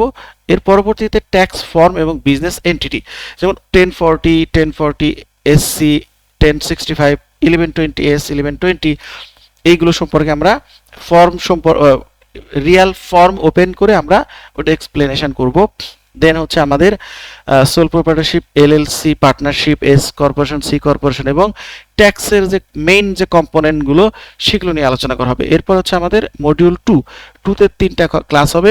1040 ইনকাম, অ্যাডজাস্টমেন্ট এবং ফাইলিং। ইনকামের মধ্যে এখানে কি কি ধরনের ইনকাম আসতে পারে, যেমন wages, interest, dividend, capital gain, এবং অ্যাডজাস্টমেন্টের মধ্যে কি কি আসতে পারে, আইআরএ, স্টুডেন্ট লোন এবং এইচএসএ, ইটিসি। এছাড়াও ফাইলিং থ্রেশহোল্ড অ্যান্ড ডিপেন্ডেন্ট, এগুলো সম্পর্কে আপনারা জানতে পারবেন। এছাড়াও ডিডাকশন এবং ক্রেডিট এবং রিফান্ড সম্পর্কেও বিস্তারিত জানতে পারবেন। স্ট্যান্ডার্ড ডিডাকশন কি, আইটেমাইজ ডিডাকশন কি, এবং কমন ট্যাক্স ক্রেডিট, যেমন earn income tax credit, child tax credit, education, এর 12 ধরনের ট্যাক্স ক্রেডিট আছে, সবগুলো সম্পর্কে ডিটেলস আলোচনা করা হবে। এরপর আসেন ট্যাক্স ডিউ ভার্সেস রিফান্ড, অর্থাৎ রিফান্ড থাকতে পারে এবং ট্যাক্স পেয়েবল হতে পারে। পেয়েবল হলে কি করবেন আর রিফান্ড হলে কি করবেন, বা রিফান্ডটা কিভাবে নেবেন, কোন ব্যাংকে নেবেন, কতদিন সময় লাগবে, তার বিস্তারিত জানতে পারবেন। এরপর আসেন হচ্ছে 1040 এসসি, মানে আপনার যদি সেলফ এমপ্লয়মেন্ট বিজনেস থাকে বা গিগ ওয়ার্কার হয়ে থাকেন, মানে প্রজেক্ট বেস কাজ করে থাকেন, তাহলে আপনি কিভাবে প্রথমত ফাইল করবেন, কিভাবে আপনি এক্সপেন্সগুলো আপনি নর্মালি সেলফ এমপ্লয়মেন্ট বিজনেসের ক্ষেত্রে ক্লায়েন্ট অনেক সময় দেখা যায় পার্সোনাল অ্যাকাউন্ট থেকেই, মানে বিজনেস অ্যাকাউন্ট পার্সোনাল অ্যাকাউন্ট একদম ম্যাশ আপ করে ফেলে। এগুলো আপনার সেপারেট করে বিজনেসটা আলাদা করতে হবে। হোম অফিস থাকে, যেমন আপনার বাসায় সে কি করে, ওই সিমিলার বাসাতে সে অফিস একটা রুম করে সে অফিস মেনটেন করে, সেক্ষেত্রে আপনি কিভাবে এই খরচটা দেখাবেন। এবং মাইলেজ, ধরেন আপনার একটা গাড়ি আছে, গাড়ি আপনি ব্যবহার করেন, অফিসের জন্যও করেন, আপনি আপনার পার্সোনাল ব্যবহারের জন্যও করেন, এই খরচটা আপনি কিভাবে আলাদা করবেন, ঠিক আছে। এবং এস্টিমেটেড ট্যাক্স কিভাবে আপনি দিবেন, বা সেলফ এমপ্লয়মেন্ট ট্যাক্স আপনি কিভাবে ক্যালকুলেশন করবেন, এই বিষয়টা আপনি জানবেন। এরপরে আসেন হচ্ছে 1065, 1120, 1120 এস, পার্টনারশিপ বিজনেসের আপনার ইনকামগুলো কিভাবে হবে, ব্যালেন্স শিট কিভাবে করবেন, এবং কিভাবে K1 আপনি তৈরি করবেন, ইচ অ্যান্ড এভরিথিং আপনার পার্টনারশিপের বিজনেসের মাধ্যমে আমরা দেখাবো। এবং এস কর্পোরেশনের প্রথমত ইনকামগুলো কিভাবে দেখাবেন, ব্যালেন্স শিট কিভাবে দেখাবেন, পাশাপাশি আপনার K1 কিভাবে আপনি তৈরি করবেন, এছাড়াও আপনার 1125A, 1125E, এগুলো কিভাবে আপনি ক্যালকুলেশন করে আপনি ফর্মে দেখাবেন, এবং 4562 মানে ডেপ্রিসিয়েশন ক্যালকুলেশন করে কিভাবে দেখাবেন, সবকিছু এখানে আমরা দেখাবো প্র্যাকটিক্যালি। এরপরে আসেন হচ্ছে 1120 সি কর্পোরেশনের আপনার ট্যাক্সের রেট কত, এবং ফাইলিং এস্টিমেটেড ট্যাক্স কত, প্লাস ডিভিডেন্ড এবং স্যালারি কিভাবে দেখাবেন, প্লাস হচ্ছে আপনার এস কর্পোরেশন সম্পর্কে আমরা বিস্তারিত জানবো। এবং আপনার বিজনেস ট্যাক্স ডিডাকশন এবং ক্রেডিট, এক্ষেত্রে 179 কি, ডিডাকশন ডেপ্রিসিয়েশন কি, R and D, work opportunity, energy, utility, payroll, rent, এই জিনিসগুলো আপনি কিভাবে আপনার ট্যাক্স ফাইলে দেখাবেন, সেইগুলো আমরা বিস্তারিত যখন এই ফাইলগুলো করব তখন দেখাবো। এরপরে আসেন হচ্ছে ফেডারেল ট্যাক্স কমপ্লায়েন্স এবং amendment, this is very very important. অর্থাৎ আপনার ডেডলাইন জানতে হবে, পেনাল্টি কেন হয় সেটা জানতে হবে, অডিটে কেন পড়বে, কোন কোন বিষয়গুলো লক্ষ্য রাখলে অডিটে না পড়বে না ফাইল, সেই বিষয়টা আপনার জানা দরকার। এবং অডিটের কিছু কমন ট্রিগার্স আছে, সেই জিনিসগুলো কি, অ্যামেন্ডমেন্ট যদি করতে হয় কিভাবে করবেন, 1040X, 1065X, 1120X। এরপর আসেন স্টেট ট্যাক্স ফাইলিং, এক্ষেত্রে আমরা বেশ কিছু স্টেট ট্যাক্স ফাইল করব এবং আপনাদেরকে এমনভাবে শেখাবো যে আপনি যে কোনো স্টেটের ট্যাক্স ফাইল আপনি করতে পারবেন ফেডারেল ট্যাক্সের পাশাপাশি। এরপরে আসেন হচ্ছে পেপার ফাইল, ই ফাইল। পেপার ফাইল কিভাবে করবেন, ই ফাইল কিভাবে করবেন, এবং যদি ফাইল এক্সটেনশন করার দরকার হয় 4868 এর মাধ্যমে ইন্ডিভিজুয়াল ট্যাক্স ফাইল আপনি এক্সটেনশন করতে পারবেন। 7004 এর মাধ্যমে আপনি বিজনেস ট্যাক্সের ফাইলটা আপনি এক্সটেনশন করতে পারবেন। কমন ফাইলিং মিস্টেক, এখানে ধরেন আপনার SSN number, status missing form, বা আপনার হচ্ছে আইআরএস নোটিশ দিয়েছে সেটা আপনি ঠিকঠাক মতো রিপ্লাই দেননি, বা এই ধরনের কাজগুলো আপনি কিভাবে কারো কাছে স্মুথলি যদি করবেন সেমিনারটা ভালো লেগে থাকে সেটা। সেটা আপনাদের নাম আর নাম্বারগুলো একটু শেয়ার করে রাখবেন। ধন্যবাদ। এরপরে আসা হচ্ছে আপনার পেনাল্টি কিভাবে অ্যাভয়েড করতে পারেন সেই জিনিসটা আপনি এখান থেকে আমরা শিখাবো কিভাবে পেনাল্টি অ্যাভয়েড করবেন। এরপরে আসেন যে টার্বো ট্যাক্স, এবং টার্বো ট্যাক্স হচ্ছে একটা সফটওয়্যার। এই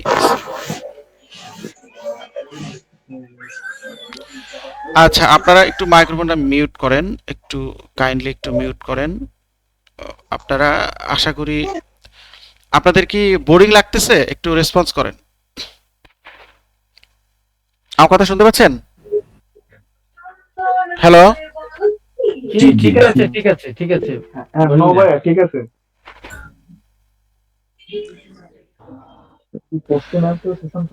হ্যাঁ হ্যাঁ, কোশ্চেন আনসার সেশন থাকবে। আমি কিছুক্ষণের মধ্যেই আপনাদেরকে কোশ্চেন আনসার সেশনে নিয়ে যাব, ঠিক আছে? ওকে, একটু ধৈর্য ধরেন, অলমোস্ট শেষ। এখন মানে কোন কোন সফটওয়্যারে আপনারা কাজ শিখবেন। First of all TurboTax. টার্বোট্যাক্সে আপনি টার্বোট্যাক্সে সব ধরনের ট্যাক্স ফাইল করা যায়, যেমন 1040, 1040 এসসি, 1120, 1120 এবং 1065 সবগুলো ফাইলে আপনি টার্বোট্যাক্সের মাধ্যমে করতে পারবেন। এবং এই পরবর্তীতে আমরা যদি প্রো কানেক্টে আসি, প্রো কানেক্টেও আপনি সব ফাইল করতে পারবেন। ট্যাক্স অ্যাক্টে আপনি সব করতে পারবেন। ফ্রি ট্যাক্স ইউএসএ, এটাতে শুধু পার্সোনাল ট্যাক্স ফাইল করতে পারবেন। তার মানে আমরা কিন্তু আপনাকে free tax USA, tax act, pro connect এবং টার্বোট্যাক্স, এই 4টা সফটওয়্যার আপনাদেরকে শেখানো হবে। এই 4টা সফটওয়্যার দিয়ে আপনি কিভাবে ট্যাক্স ফাইল করবেন এবং বাংলাদেশে বসে কিভাবে করবেন সেটা আমি দেখাবো ইনশাল্লাহ। একদম ফাইনাল স্টেজ পর্যন্ত আপনারা দেখতে পারবেন। এরপরে আসেন, এখানে লাইভ এক্সাম হবে আপনার 4টা ট্যাক্সের উপরে। আমাদের মূলত 4টা ট্যাক্স শেখাবো আমরা। একটা হচ্ছে 1040, 1065, 1120, 1120S এবং শিডিউল সি, যেটাকে 1040 এসসি বলা হয়।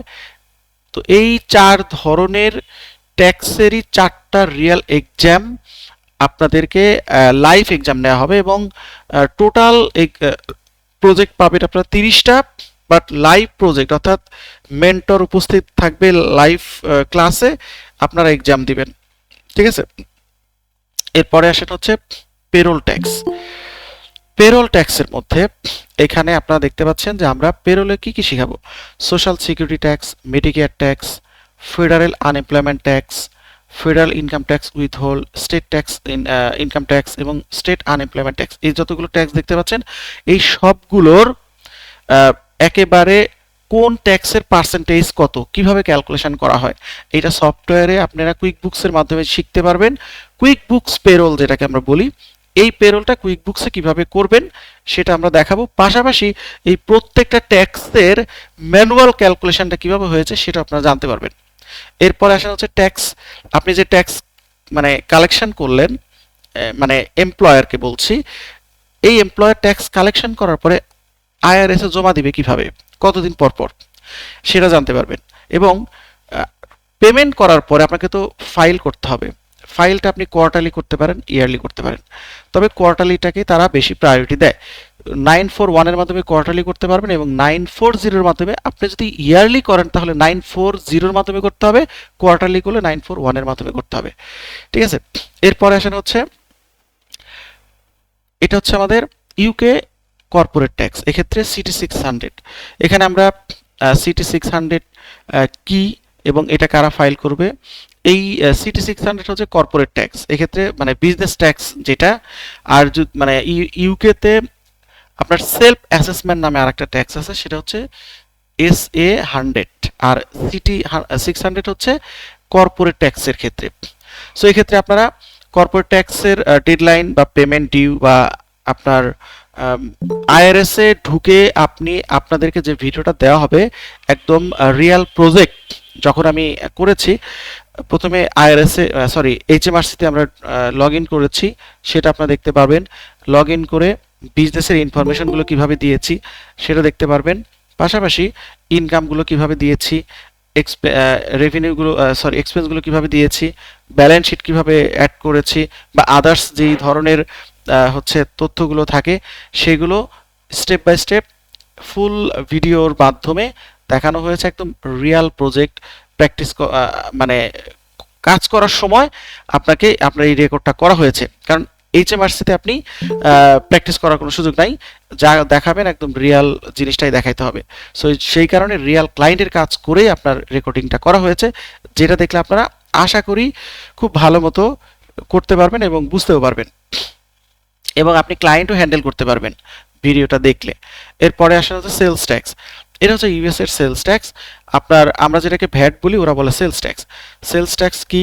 সেলস ট্যাক্স স্টেট ওয়াইজ আপনাকে অবশ্যই 50টা স্টেটেরই সেলস ট্যাক্সের রেট আমি আপনাদেরকে দিয়ে দিব এবং ফিজিক্যাল এবং ইকোনমিক প্রেজেন্স থাকলে এটাকে আপনার সেলস ট্যাক্স নেক্সাস বলে। এর মানেটা হলো এরকম, সেলস ট্যাক্স নেক্সাস জিনিসটা হলো এরকম যে আপনি ধরেন ওয়াশিংটনে মানে সেল করেন, ওয়াশিংটনে আপনার ফিজিক্যাল অফিস আছে, বাট আপনি প্রোডাক্টটা নিউ ইয়র্কেও সেল করেছেন, কিন্তু নিউ ইয়র্কে আপনার কোনো নাই, হচ্ছে কোনো অফিস নাই, তাহলে নিউ ইয়র্কের যে সেলটা করলেন ওইটার উপরে কিন্তু আপনাকে ট্যাক্স দিতে হবে। এটাকে বলা হয় নেক্সাস ট্যাক্স। এরপর আসলে হচ্ছে ফাইলিং ফ্রিকোয়েন্সি। এটা হচ্ছে মান্থলি হতে পারে, কোয়ার্টারলি হতে পারে, অ্যানুয়ালি হতে পারে। এটা ডিপেন্ড করবে আপনার টার্নওভারের উপরে, ঠিক আছে। এরপর আসেন হচ্ছে আপনার রেট তো ভ্যারি করবে এক এক স্টেটে এক এক রকম। এরপর আসেন সার্টিফিকেশন। এক্ষেত্রে আমরা পিটিন, আপনি IRS এর ওয়েবসাইটে কিভাবে অ্যাকাউন্ট খুলবেন, কিভাবে পার্সোনাল তথ্যগুলো দিবেন, কিভাবে আপনি সার্টিফিকেটটা নেবেন তার বিস্তারিত জানতে পারবেন। এবং এনরোল এজেন্টের প্রসেস, ইন্ডিভিজুয়াল, বিজনেস এবং রিপ্রেজেন্টেশন, প্র্যাকটিস এবং প্রসিডিউর। এইখানে আমাদের যে কোর্স মডিউল, এই কোর্স মডিউলে আপনারা যা যা শিখবেন তার 100% আপনার এনরোল এজেন্টে কাজে লাগবে, ঠিক আছে। যেমন আমরা ইনকাম মানে কিভাবে ইনকাম হচ্ছে আপনার এন্ট্রি দিবেন, কিভাবে ডিডাকশনগুলো আপনি করবেন, কিভাবে ক্রেডিট মানে অ্যাপ্লাই করবেন, কিভাবে আপনি ট্যাক্স রিটার্নের জন্য অ্যাপ্লাই করবেন, সব কিছু কিন্তু আমাদের এই কোর্স আউটলাইনের মধ্যে রয়েছে। এরপর হচ্ছে বিজনেসের ক্ষেত্রে আপনি মানে পার্টনারশিপ, কর্পোরেট, সোল প্রোপ্রাইটর বা আদার্স যে বিজনেসগুলো রয়েছে সকল বিজনেসের কিন্তু এখানে আপনারা শিখতে পাচ্ছেন। যার ফলে এই কোর্স মানে যারা মনে করতেছেন যে আপনি এনরোল এজেন্ট এক্সাম দিবেন, তাহলে আপনার জন্য কিন্তু এই প্র্যাকটিক্যাল কোর্সটা অনেক অনেক হেল্পফুল হবে। এরপরে প্রেজেন্টেশন, প্র্যাকটিস এবং প্রসিডিউর। এক্ষেত্রে আপনার ওই কিছু মানে IRS এর কমপ্লায়েন্স রিলেটেড যেই রুলসগুলো সেগুলো জানতে হবে। এরপর আসা হচ্ছে ফাইবার। আপনি ফাইবারে কিভাবে অ্যাকাউন্ট খুলবেন, এই ট্যাক্স প্রফেশনাল হিসাবে আপনি কিভাবে আপনার নিশ সিলেক্ট করবেন, কিভাবে আপনি গিগ অপটিমাইজ করবেন, কিভাবে আপনি কিওয়ার্ড রিসার্চ করবেন, কিভাবে কম্পিটিটিভ প্রাইসিং এবং প্যাকেজিংটা আপনি তৈরি করবেন, কিভাবে ক্লায়েন্ট রিকোয়ারমেন্টগুলো আপনি মানে ক্লায়েন্টের থেকে কিভাবে রিকোয়ারমেন্টগুলো নেবেন, পাশাপাশি আপনি পোর্টফোলিও কিভাবে তৈরি করবেন এবং গিগ কিভাবে প্রমোট করবেন এবং ক্লায়েন্টের সাথে কিভাবে কমিউনিকেশন করে আপনি কাজ শেষ করে তার থেকে একটা পজিটিভ রিভিউ নেবেন, সেই বিষয়ে কিন্তু গাইডলাইন পাবেন। এরপর আসেন আপওয়ার্কেও আমরা একদম শুরু থেকে শেষ পর্যন্ত মানে প্রোফাইল 100% করা, নিশ সিলেক্ট করা, আপনার প্রজেক্ট তৈরি করা, পোর্টফোলিও তৈরি করা, স্পেশালাইজ প্রোফাইল ক্রিয়েট করা, এই সবগুলো বিষয় কিন্তু ইচ অ্যান্ড এভরিথিং, অর্থাৎ আপওয়ার্কের এমন কোনো মানে অপশন নাই যেটা আপনারা শিখবেন না, সবগুলো অপশনই আপনাকে শেখানো হবে। এরপর আসলে হচ্ছে লিঙ্কডইন। ফাইবার এবং আপওয়ার্কে আপনি যে প্রোফাইলটা ক্রিয়েট করলেন, এই প্রোফাইল আপনি লিঙ্কডইনের মাধ্যমে মার্কেটিং করতে পারেন এবং লিঙ্কডইনের থ্রুতে আপনি অ্যাপ্লিকেশনও করতে পারবেন। লিঙ্কডইনে বেশ কিছু গুরুত্বপূর্ণ টুলস রয়েছে, যেমন আপনি রিকমেন্ডেশন কিভাবে নেবেন, আপনি এন্ডোর্সমেন্ট কিভাবে করবেন, কানেক্ট বাড়াবেন কিভাবে, কিভাবে আপনি ফিল্টার করে রিসার্চ করে আপনি রিমোট জবগুলো খুঁজে বের করবেন, ঠিক আছে। সবগুলো বিষয় কিন্তু আপনাদেরকে শেখানো হবে। এরপরে আসা হচ্ছে মানে আপনি এই কোর্স কমপ্লিট করে বা আপনি ইউএসএ ট্যাক্স ফাইলিংটা কমপ্লিট করার পরে আপনি কি ধরনের বেনিফিটেড হতে পারেন, যেমন আপনি হাই ডিমান্ড একটা স্কিল ডেভেলপ করলেন, আপনি রিমোট জবের অপরচুনিটি পাবেন, আপনি হচ্ছে প্রজেক্ট বেস কাজ করতে পারবেন, সিপিএ ফার্মে আপনি ট্যাক্স প্রফেশনাল হিসেবে কাজ করার সুযোগ পাবেন। এছাড়াও আপনি আপনার রিজিউমিতে আপনি লিখতে পারবেন আপনি ট্যাক্স মানে এক্সপার্ট বা ট্যাক্স প্রফেশনাল, এবং আপনার ক্লায়েন্ট রিকারিং হবে, কারণ আপনি যখন একবার কাজ করবেন তখন সেই ক্লায়েন্ট কিন্তু বারবার আপনার কাছে আসবে যদি আপনি ভালোভাবে শিখতে পারেন। এছাড়াও আপনি এনরোল এক্সামের জন্য প্রিপারেশন নিতে পারবেন, ঠিক আছে। এরপরে আসেন হচ্ছে যারা ফ্রিল্যান্সিং করতে চান তাদের, অর্থাৎ আমরা যারা অ্যাকাউন্টিং, বুককিপিং, ট্যাক্সেশন নিয়ে কাজ করি, এটা কিন্তু ওয়ার্ল্ড ওয়াইড খুব ভালো ডিমান্ড রয়েছে। যেমন রিমোট বুককিপার হিসাবে আপনি কাজ করার সুযোগ পাবেন, ট্যাক্স প্রিপেয়ারার হিসেবে কাজ করার সুযোগ পাবেন, ভার্চুয়াল অ্যাকাউন্টেন্ট, পেরোল স্পেশালিস্ট এবং ট্যাক্স কনসালটেন্ট। এরপরে আসেন হচ্ছে যখন আপনি মার্কেট রিসার্চ করবেন, যখন আপনি মার্কেটে কাজ করতে যাবেন, তখন অবশ্যই আপনাকে এইটা চিন্তা করতে হবে যে কোন দেশের ক্লায়েন্ট বেশি, তার ওই দেশের বুককিপিং, ওই দেশের ট্যাক্স, ওই দেশের আপনার পেরোল, এটা আপনার শেখা উচিত, কারণ তাহলে আপনার অপরচুনিটি বাড়বে। সো ইউএসএতে সবচেয়ে বেশি ক্লায়েন্ট আছে এবং ইউএসএ 32 মিলিয়ন স্মল বিজনেস রয়েছে যাদেরকে আপনি মানে যাদের কাজ করার সুযোগ আপনি পাবেন। এরপরে হচ্ছে ইউনাইটেড কিংডম, কানাডা, অস্ট্রেলিয়া এবং ইউনাইটেড আরব আমিরাত। এটা তো আমি জাস্ট র্যাঙ্কিং করেছি যে মানে কোন দেশের ক্লায়েন্টের সংখ্যা কত বেশি, জাস্ট সেই অনুযায়ী একটা র্যাঙ্কিং করা হয়েছে। আপনি ফাইবার, আপওয়ার্ক, লিঙ্কডইন, মনস্টার বা Glassdoor, Freelancer, People Per Hour, Total Guru, এই সমস্ত মার্কেট প্লেসে আপনি কাজ করার সুযোগ পাবেন। আমরা তো মানে ফাইবার, আপওয়ার্ক এবং লিঙ্কডইন নিয়ে আলোচনা করেছি, বাট এর বাইরেও আরও অনেকগুলো মার্কেট প্লেস রয়েছে যেখানে আপনি আপনার স্কিল শিখে আপনি কিন্তু কাজে লাগানোর সুযোগ পাবেন। আচ্ছা,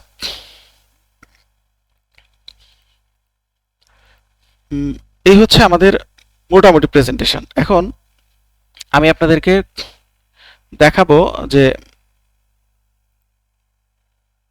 দেখেন এখানে হচ্ছে আমরা তো আপওয়ার্কে যদি যাই, দেখেন আপওয়ার্কে যদি আমরা ট্যাক্স প্রিপারেশন লিখি তাহলে দেখেন এই যে tax filing and annual report, এই জবগুলো কয়েকদিন পরে আরো অনেক বেশি পাওয়া যাবে।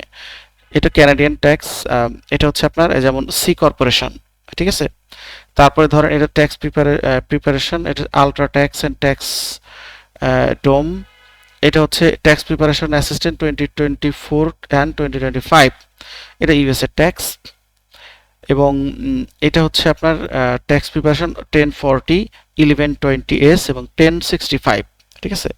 এই জবগুলো কিন্তু এখানে আপনি দেখতে পাচ্ছেন। এটাও ট্যাক্স প্রিপারেশন, তারপর এটাও কর্পোরেট ট্যাক্স ফাইলিং। এরপরে হচ্ছে দেখেন US tax preparation for remote tax farm, এখানে আরও অনেকগুলো পেজ আছে, হ্যাঁ টোটাল মানে 10টা পেজ আছে, না আরও বেশি হবে। এখানে দেখেন সবই কিন্তু ট্যাক্স রিলেটেড জব। এইখান থেকে আপনি জবগুলো খুঁজে বের করতে পারেন, আপনার যেই জবগুলোর সাথে আপনি মোটামুটি মানে ইউজ টু বা পারবেন, ওই জবগুলোতে আপনি অ্যাপ্লাই করতে পারেন। এবং এই জবগুলোতে কিন্তু অ্যাপ্লাই করলে আপনার কাজ পাওয়ার সম্ভাবনাটা বেশি, কারণ এখানে আপনার কম্পিটিশন তুলনামূলকভাবে অনেক কম, ঠিক আছে। সো আপনারা এটা তো জাস্ট একটা মার্কেট বললাম যে আপওয়ার্ক, আপনি লিঙ্কডইনেও জব পাবেন। ফাইবারে তো আপনার জব দেখা যায় না, ফাইবারে আপনার প্রোফাইলে সরাসরি ক্লায়েন্ট নক দেয়, কিন্তু আপওয়ার্কে জবগুলো দেখে দেখে অ্যাপ্লাই করা যায়। পাশাপাশি আপনার লিঙ্কডইনে জব দেখে দেখে অ্যাপ্লাই করতে পারবেন এবং ইনডিডে জব দেখে দেখে অ্যাপ্লাই করতে পারবেন, ঠিক আছে। সো এখানে কিন্তু আপনি প্রচুর পরিমাণে আপনার ট্যাক্স রিলেটেড কাজ আছে, কিন্তু সুবিধা একটাই যে আপনি যদি বুককিপিং বা আদার্স কোনো মানে স্কিল নিয়ে আপনি অ্যাপ্লাই করেন, দেখবেন 5 মিনিটের মধ্যে 50 জন বা 20 জন 30 জন অ্যাপ্লাই করে ফেলছে। বাট এখানে আপনি একটু সময় পাবেন, 5 মিনিটের মধ্যে দেখবেন 1-2 জন বা 3 জন অ্যাপ্লাই করে ফেলছে, বা আপনি দেখবেন আধা ঘন্টার মধ্যে 4-5 জন অ্যাপ্লাই করছে। তার মানে কম্পিটিশন কিন্তু তুলনামূলকভাবে অনেক কম, যার ফলে কাজ পাওয়ার পসিবিলিটিটা কিন্তু আপনার বেশি হবে। আচ্ছা, আমাদের মোটামুটি প্রেজেন্টেশন শেষ। এখন আপনি কারো কোনো প্রশ্ন থাকলে করেন। আমি একটু শর্টকাট করার চেষ্টা করেছি, কারণ যেহেতু অনেক সময় চলে যাচ্ছে, আপনারা এখানে একটা কোশ্চেন ছিল, বলবো? জি জি, বলেন বলেন। আচ্ছা, আপনি ওই যে ইউএস ট্যাক্স এর ক্ষেত্রে পিটিন বা এই ধরনের রিকোয়ারমেন্ট এনরোল এজেন্ট এক্সাম আছে, বাট ইউকে বা আদার্স কান্ট্রি গুলোতে আমাদের ওই ধরনের কোনো মানে কোয়ালিফিকেশনের রিকোয়ারমেন্ট আছে কিনা? না না, ওগুলোতে ওইরকম কোয়ালিফিকেশন ওরা চায় না, ঠিক আছে? কারণ ইউএসএ ট্যাক্সের মানে একটু লগুলো একটু মানে অন্যদের তুলনায়, যেমন আপনি যদি ইউএসএ ট্যাক্স ফাইলটা করেন, আপনার কাছে ইউকে ট্যাক্স একেবারেই মানে খুবই মানে সিম্পল একটা জিনিস মনে হবে, মানে মনে হবে এটা কিছুই না, ঠিক আছে? কোনো কমপ্লেক্সিটি নাই। আর এখানে ওরা সার্টিফিকেশন ওইভাবে চায় না। এবং ওদের মানে যেমন ইউকের ট্যাক্স, একটা ট্যাক্স ফাইল করলে ওরা হয়তো আপনাকে 50 বা 60 ডলার দিবে, আর ইউএস এর একটা ট্যাক্স ফাইল করলে আপনি $500 পাইতে পারেন যদি কমপ্লেক্স ফাইল হয়। এবং আপনি $200, $250, $300, $150, মানে $100 একদম সিম্পল ফাইল হলেও আপনি $100 পাবেন, ঠিক আছে? আর যেহেতু ওদের লগুলো 50টা স্টেটে আলাদা আলাদা, ওই জন্য প্রথমত এনরোল এজেন্ট হলে ভালো। যদি এনরোল এজেন্ট না হন, পিটিন নিয়ে আপনি কাজ শুরু করবেন, কারণ ওরা অনেক সময় মেনশন করে দেয় পিটিন হোল্ডার হলে প্রেফারেবল, সব ক্ষেত্রে করে না। আর ওরা সাধারণত পিটিনধারীকেই খোঁজে। কেন খোঁজে? ওরা এনরোল এজেন্ট এবং সিপিএ যারা, এদেরকে যদি হায়ার করে তার অনেক বেশি অ্যামাউন্টের ডলার দিয়ে ওদেরকে হায়ার করতে হবে। আর যদি পিটিন হোল্ডারকে খোঁজে তাহলে তাদের চাইতে অনেক কম মূল্যে সে হায়ার করতে পারবে, যার ফলে ওরা পিটিন হোল্ডারটাকেই অনেক বেশি মানে অগ্রাধিকার দেয়। আই থিঙ্ক বুঝতে পারছেন। নেক্সট কারো কোনো কোশ্চেন থাকলে বলেন। আচ্ছা, যারা যারা কোশ্চেন করতে চান, যারা যারা কোশ্চেন করতে চান, আপনারা একটু ই করেন, হ্যান্ড রাইজ করেন। আমি একটু নাম ধরে ধরে বলি, একটু হ্যান্ড রাইজ করেন, কাইন্ডলি একটু হ্যান্ড রাইজ করেন, একটু হ্যান্ড রাইজ করেন। আমি আপনাদের নাম ধরে ধরে বলি কে কে কোশ্চেন করবেন। ফয়সাল, ফয়সাল তালুকদার। জি, ভাইয়া আমি ফয়সাল তালুকদার বলছি। আমি আপনার প্রাক্তন স্টুডেন্ট, ওই কুইক বুক জেরোর প্রোডাক্টার্স থেকে। আচ্ছা, যাক, অনেকদিন পরে আমি আপনাকে পাইছি। যাক, আমার মনে হয় আমি আপনার কাছ থেকে আরো ভালো কিছু শিখতে পারবো ইনশাল্লাহ। ওকে, আলহামদুলিল্লাহ আলহামদুলিল্লাহ। তো আপনি কোনো কোশ্চেন আছে কি ভাই? জি না ভাই, আপনার সাথে একটু কথা বলার জন্য এই জন্য ওহো, ফোন করেছি। আচ্ছা আচ্ছা, থ্যাংক ইউ। ধন্যবাদ ভাই, থ্যাংক ইউ। ধন্যবাদ। আপনি একটু আপনার ফয়সাল ভাই, আপনি একটু আপনার নাম আর ফোন নাম্বারটা একটু চ্যাট বক্সে লিখে দেন, ঠিক আছে? আমি আপনার হোয়াটসঅ্যাপে অ্যাড হয়েছি, আমি সালাম আমাকে নক দিয়েছি, করে আপনি রাখতে হবে, সমস্যা নেই, উত্তরও আমার দিয়েছেন। কাছে আছে। ওকে ওকে ওকে, ঠিক আছে। আচ্ছা, আমি পরবর্তী জনকে একটু বলি কোশ্চেন কার আছে। আচ্ছা, আম, আব্দুল মালেক শেখ, আব্দুল মালেক শেখ। জি ভাই, কেমন আছেন? আসসালামু আলাইকুম। আলহামদুলিল্লাহ ভালো আছি ভাই, আপনি ভালো আছেন? জি ভাই, আছি আলহামদুলিল্লাহ। হ্যাঁ, আমি হচ্ছে আপনার প্রাক্তন স্টুডেন্ট বলা যায়। আমি কোটাকে আজকে আপনার জিরো যে ইনভেস্ট করেছিলাম আগে। ও আচ্ছা, জেরোর কোর্সটা করেছিলেন? জি জি। আচ্ছা আচ্ছা, আলহামদুলিল্লাহ। আচ্ছা ভাই, আপনার একটা বিষয় জানার, সেটা হলো আহ, আমি বেসিক্যালি বাংলাদেশ থেকে যারাই ইউএসএ তে ফ্রিল্যান্স ক্রিয়েট করবে, এইগুলো নিয়ে কাজ করতে চাচ্ছি। তাই এইগুলো নিয়ে আমার ফোকাস। সো এটা কি পুরোপুরি আপনার আপনার কথাটা ইকো হচ্ছে, আমি ঠিক বুঝতে পারিনি, একটু আরেকবার বলবেন? হচ্ছে ইকো হচ্ছে? আবার বলেন। আচ্ছা, আমি তাহলে আপনি একটু আরেকবার বলেন, আমি তাহলে ভালো মতো শুনতে পারবো। আচ্ছা, মাহফুজুর রহমান, আপনি কোশ্চেন করেন। আচ্ছা, মাহফুজুর, আমি আরেকটা দেখে পরে কথা বলছি তাহলে। ওকে ওকে, মাহফুজুর রহমান, মাহফুজুর রহমান, মাহফুজুর রহমান আছেন? আসসালামু আলাইকুম। জি, ওয়ালাইকুম আসসালাম। বলেন ভাই, আপনার কোশ্চেনটা বলেন।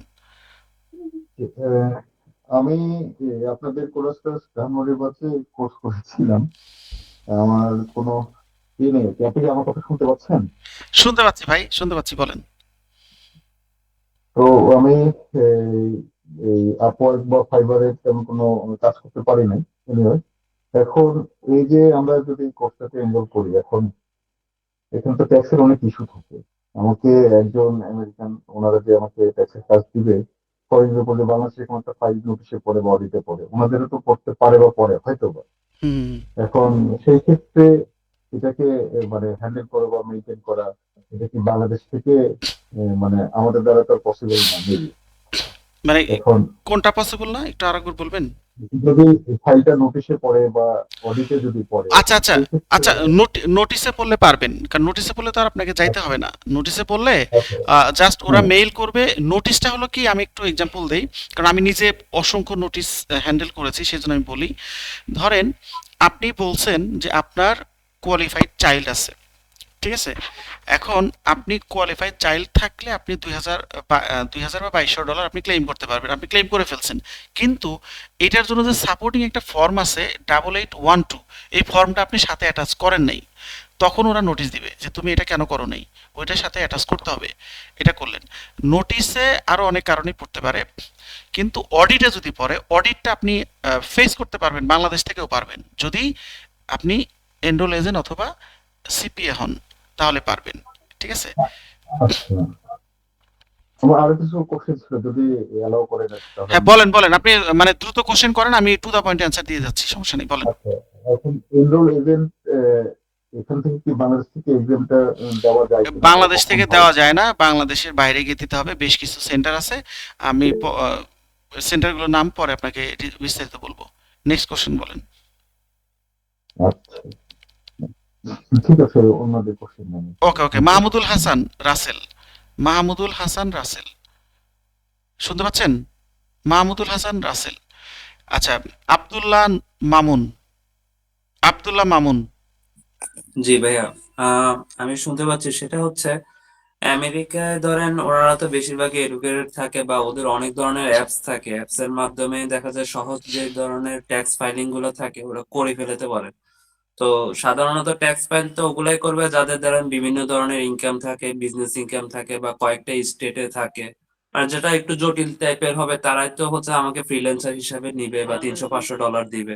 হুম হুম তো হুম। সেক্ষেত্রে আমরা শুধুমাত্র একটা কোর্স করে, যেমন আমাদের বাংলাদেশের আব্দুল চুপ করো, এই কোর্স করার পরে দেখা যায় যে আমরা যারা প্র্যাকটিক্যালি করি না, অনেকে বুঝি না। দেখা গেছে আমাদের তো আয়কর আইনের বই আছে, বইটা পড়লেই যে আমরা ট্যাক্স ফাইলিং করে ফেলাইলাম প্রফেশনালের মতো, এটা তো সাধারণত হয় না। যারা প্র্যাকটিক্যালি করি তারা দেখা যায় যে খুব সহজে খুঁটিনাটি জিনিসগুলো করে ট্যাক্সটা কমায় আনতে পারি।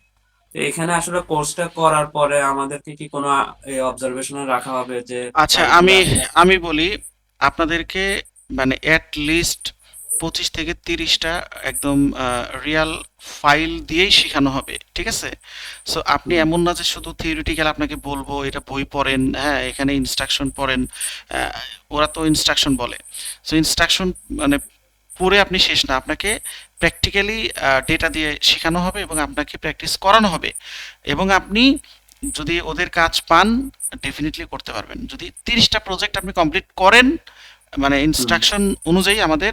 সেক্ষেত্রে আপনি আম, আমি দায়িত্ব নিয়ে বলছি, আপনি যে কোনো ফাইল আপনি করতে পারবেন। ঠিক আছে? আর কি কোশ্চেন আর বলেন? আর দেখা যায় যে ধরেন আমার ধরেন কোনো রিভিউ নাই বা কিছু নাই, আমি ওই অন্য কেউ, আমি নিজেই তো চাইবো না এমন কাউকে আমার ইনকাম ট্যাক্স ফাইলিং করে দিতে যে এখন পর্যন্ত কোনো ফাইল করে নাই বা 2-3টা করছে, যেখানে আমি হয়তো বা সমস্যায় পড়তে পারি। হুম। সে সকল ক্ষেত্রে নতুনরা কি কাজ পায় কিনা? আচ্ছা, প্রথমত মার্কেট প্লেসে পুরাতন হয়ে তো আর কেউ ঢুকতে পারে না, নতুন হয়ে ঢুকতে হয়, তাই না? হুম, যাদেরকে আজকে পুরাতন দেখতেছেন তারা একটা সময় নতুনই ছিল, এখন পুরাতন হয়েছে। সো মার্কেট প্লেসে নতুন বায়ার যেমন মানে সেলার যেমন আছে, নতুন বায়ারও আছে। অনেক বায়ার আছে যারা ধরেন ওই খুবই সিম্পল ফাইল, ওরা দেখা যায় যে খুব সহজেই, মানে আপনি যদি কনফিডেন্ট হন আপনার সাথে হয়তো মিটিং করতে পারে, বা আপনাকে কিছু জিজ্ঞেস করতে পারে, বা আপনার মানে প্রোফাইল দেখতে পারে, দেখে যদি হুম। মনে হয় আপনাকে কাজ দিয়ে দিবে। ঠিক আছে? এরকম কি আমাদেরকে রাখা হবে 5-6 মাস বা একটা নির্দিষ্ট সময়, 1 মাস 2 মাস, যে আমরা আমরা হচ্ছে কোর্স পরবর্তী 2 মাস আপনি আমাদের সাথে প্র্যাকটিস করার সুযোগ পাবেন। ঠিক আছে? সেক্ষেত্রে কি আপনাদের যে কাজগুলো ওই ফাইলগুলো আমাদেরকে দিলেন যে আপনি দেখেন এটা করতে পারেন কিনা, এরকম এইটা কোনো কিছু? এইটা এটা দিব, কিন্তু ধরেন ডিপেন্ড করবে যে আপনি আসলে এই 3 মাসের কোর্স করে বা 2 মাসের ইন্টার্ন করে কতটুকু শিখতে পেরেছেন, বা আপনাকে আমি একটা ফাইল দিলে আপনি ওইটাকে হচ্ছে ভালো মতো করতে পারবেন কিনা। হ্যাঁ, এটা ডিপেন্ড করে ওই বিষয়গুলোর উপরে। ঠিক আছে? না, এটা যদি কনফার্মেশন থাকে তখন দেখা যাবে যে আমি সিরিয়াস ভাবে করলাম বা একটা মার্কস না আপনার না পরীক্ষায় দেয়। অবশ্যই অবশ্যই আমি তো বললামই যে আপনাদেরকে আমরা অবশ্যই আমাদের নিজেদেরই তো লোক প্রয়োজন হয় এবং আমরা যখন মানে পুরো দমে যখন সিজন শুরু হয় তখন তো ওদের তো বোঝেনি যে মানে ওরা শেষ সময় আমরা যখন নভেম্বরে গিয়ে কি করি ট্যাক্স ফাইল করি তা নভেম্বরের 20 তারিখের পরে গিয়ে আমরা সবাই যার যার মতো চেষ্টা করি যে তাড়াতাড়ি এখনই ফাইল জমা দিতে হবে ওরাও ঠিক ওরকমই দেখা যায় যে আপনার এই মানে জানুয়ারি ফেব্রুয়ারি মার্চ এপ্রিল 4 মাস থাকলে ওরা ওই বেশিরভাগ দেখা যায় মার্চে গিয়ে ওরা ফাইল করার জন্য পাগল হয়ে যায় ঠিক আছে হুম, তো তখন জি। দেখা যায় যে আমি বা আমার 5 জন টিম মেম্বার আছে বা 7 জন টিম মেম্বার আছে বাট আমার কাজ আসছে মিনিমাম 30-40 জন লোক দরকার তখন তো আমরা অবশ্যই আমাদের যারা স্টুডেন্ট আছে যাদেরকে যাদের উপর আস্থা আছে তাদেরকে দিয়ে আমরা কাজ করাই ঠিক আছে আচ্ছা, মানে এটা ওরকম ফিক্সড না, মানে হয়তোবা ডিক্লেয়ার করা হবে ওরকম ডিক্লারেশন না, হয়তোবা হাতে গোনা 4-5 জনের কথাই বলতেছেন, আমি নাকি হচ্ছে যে একটা মার্কস পাইলে ওদের সবাইকেই আমরা এটা সুযোগ দিব এরকম কিছু? না তা তো অবশ্যই আপনি যদি মানে প্রথমত যারা সার্টিফিকেট পাবে আমরা আমরা কিন্তু সার্টিফিকেট যাদেরকে দেই মানে আমাদের ইনস্টিটিউট থেকে সার্টিফিকেট দেই হয়তো 50 জন অ্যাডমিশন নিলে আমরা কিন্তু 50 জন সার্টিফিকেট পাওয়ার যোগ্য না হলে দেই না ঠিক আছে তো যারা মোটামুটি যোগ্য থাকে এবং যাদের মোটামুটি মেরিট লিস্ট ভালো থাকে তাদেরকে অবশ্যই সুযোগ দেই ঠিক আছে আচ্ছা, আর কোনো কোশ্চেন আছে না আমার কোশ্চেন নেই। ঠিক আছে দাউদ হাসান শুনতে পাচ্ছেন দাউদ হাসান আব্দুল মালেক শেখ আপনি মনে হয় বলছেন শামস জি ভাইয়া ভাইয়া শুনতে পাচ্ছেন দাউদ হাসান? হ্যাঁ দাউদ ভাই বলেন ভাই কেমন আছেন? আলহামদুলিল্লাহ ভালো আছি ভাই। আসলে ভাই আমি অনেকদিন থেকে অপেক্ষা ছিলাম আপনার ক্লাস করবো কিন্তু আসলে সময় কেন হয়ে ওঠে না যাক আলহামদুলিল্লাহ আজকে করতে পারছি। ওকে আচ্ছা ভাই ধরুন আমি যে ক্লাসটা করি আপনার ক্লাস নেক্সট মানে যে ইয়েটা ব্যাচটা শুরু হবে কবে? আচ্ছা আমাদের আমি একটু বলি একটু শোনেন জি ভাই। আমাদের 9 নাম্বার ব্যাচ আচ্ছা কেউ মনে হয় মাইক্রোফোনটা একটু অফ করেন ভাই ইকো হচ্ছে একটু অফ করেন আচ্ছা আমাদের ইকো হচ্ছে কেন একটু মাইক্রোফোনটা অফ করেন হ্যাঁ এখন ঠিক আছে আচ্ছা আমি একটু বলি শোনেন আমাদের 9 নাম্বার ব্যাচের এখন অ্যাডমিশন চলছে 9 নাম্বার ব্যাচের টেন্টেটিভ ডেট হচ্ছে 28শে জানুয়ারি যেটা হচ্ছে সানডে অ্যান্ড ওয়েডনেসডেতে ক্লাস হবে 10টা থেকে 12টা এবং উইকলি একটা সাপোর্ট ক্লাস হবে শনিবার যেটা 9টা থেকে 11টা এবং আমাদের মানে এই রিসেন্টলি একটা ব্যাচ শুরু হয়েছে 8 নাম্বার যদি আপনার ইমিডিয়েটলি মানে ক্লাস করতে চান তাহলে আপনি 8 নাম্বারে ক্লাস করতে পারেন ওইখানে প্র্যাকটিক্যাল ক্লাস একটা হয়েছে আপনি চাইলে 8 নাম্বারে ক্লাস করতে পারেন ওইটা হচ্ছে সোম এবং বৃহস্পতি আর যদি আপনি 9 নাম্বারে ব্যাচে অ্যাডমিশন নিতে চান তাহলে আপনি 28শে জানুয়ারিতে ক্লাস হবে এটা টেন্টেটিভ ডেট ঠিক আছে আশা করি বুঝতে পেরেছেন ভাই আসলে আমি জানি হ্যালো জি একটু মিউট করে ভাই আমি এক মিনিট বলে একটা প্রশ্ন করি ভাইয়া হ্যাঁ ফোন করছি বলেন হ্যাঁ বলতেছিলাম আমি যদি এখন ক্লাসটা শুরু করি তাহলে কি বছর কোনোভাবে ইনকাম করার সুযোগ আছে যদি আমি ভালো করে কাজ করি? ভালো করে কাজ করলে অবশ্যই সুযোগ আছে কারণ সামনে তো সিজন জি হ্যাঁ আপনি তাহলে যে ব্যাচটা শুরু হয়েছে ওই ব্যাচে আপনি ক্লাস শুরু করতে পারেন যেহেতু প্র্যাকটিক্যাল ক্লাস একটা হয়েছে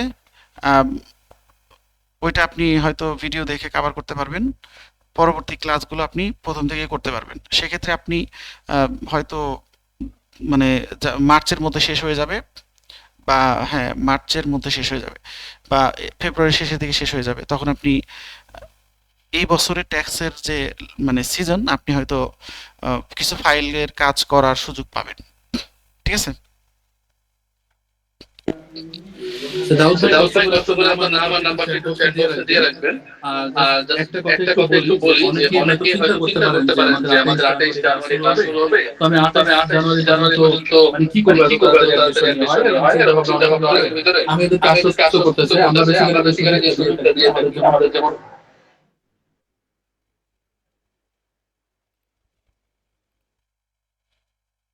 হ্যালো ভাই কথা শুনতে পাচ্ছি না।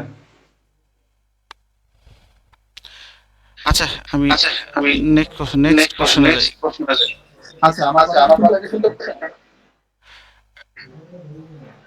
জি ভাইয়া। এই আমি বলি, দাউদ ভাইয়ের সাথে তুমি কথা বলে নিও, ঠিক আছে? দাউদ জি ভাইয়ের জি সাথে জি, কথা দাউদ বলে ভাই নিও। একটু নাম্বারটা চ্যাট বক্সে দিয়ে দিবেন, কাইন্ডলি একটু নাম্বারটা চ্যাট দাউদ বক্সে দিয়ে ভাইয়ের দিবেন। হচ্ছে কথা বললে মানে হয় মানে ডাবল কোনো কিছু অন করা। হ্যাঁ হ্যাঁ, দাউদ ভাই একটু কষ্ট করে চ্যাট বক্সে আপনার নাম আর নাম্বারটা দিয়ে দেন। আর আমি একটা কথা জানতে করি, সেটা হচ্ছে যে অনেকের হয়তো চিন্তা থাকতে পারে যে আমরা 28 জানুয়ারি ক্লাস স্টার্ট হবে, এত তাড়াতাড়ি জয়েন করে বেসিক্যালি যদি একটা লম্বা সময় আছে আমরা কি করব।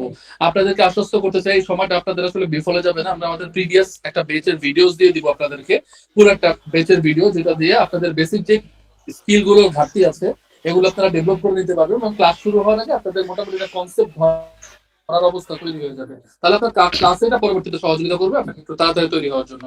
ধন্যবাদ। এবং দাউদ ভাই আপনার নাম্বারটা চ্যাট বক্সে একটু দিয়ে দিবেন। আচ্ছা, এই 2 নাম্বার লিংকে যারা আছেন তারা কোনো কোশ্চেন করতে চাইলে একটু চ্যাট করেন, আপনার একটু হচ্ছে হ্যান্ড রাইজ করেন। আব্দুল জলিল কোনো কোশ্চেন করবেন? আব্দুল জলিল, SK শফিকুল ইসলাম, নাজমুস সাকিব, মাহমুদুল হাসান, মামুনুর রশিদ, আপনারা শুনতে পাচ্ছেন? হ্যালো, 2 নাম্বার লিংকে যারা আছেন শুনতে পাচ্ছেন? শফিকুল ইসলাম, আব্দুল জলিল, তারপর হচ্ছে নাজমুস সাকিব, আপনারা কি শুনতে পাচ্ছেন আমার কথা? হ্যাঁ, শুনতে পাচ্ছি। কোনো প্রশ্ন থাকলে করেন। আচ্ছা ভাইয়া, আমি যেটা আমার বলতেছিলাম আমি একটু তো কথা জানার বলতে ছিল পারলাম যে না। পিটিন বা এনরোলমেন্ট এজেন্ট, এই এজেন্ট কিভাবে হওয়া যাবে?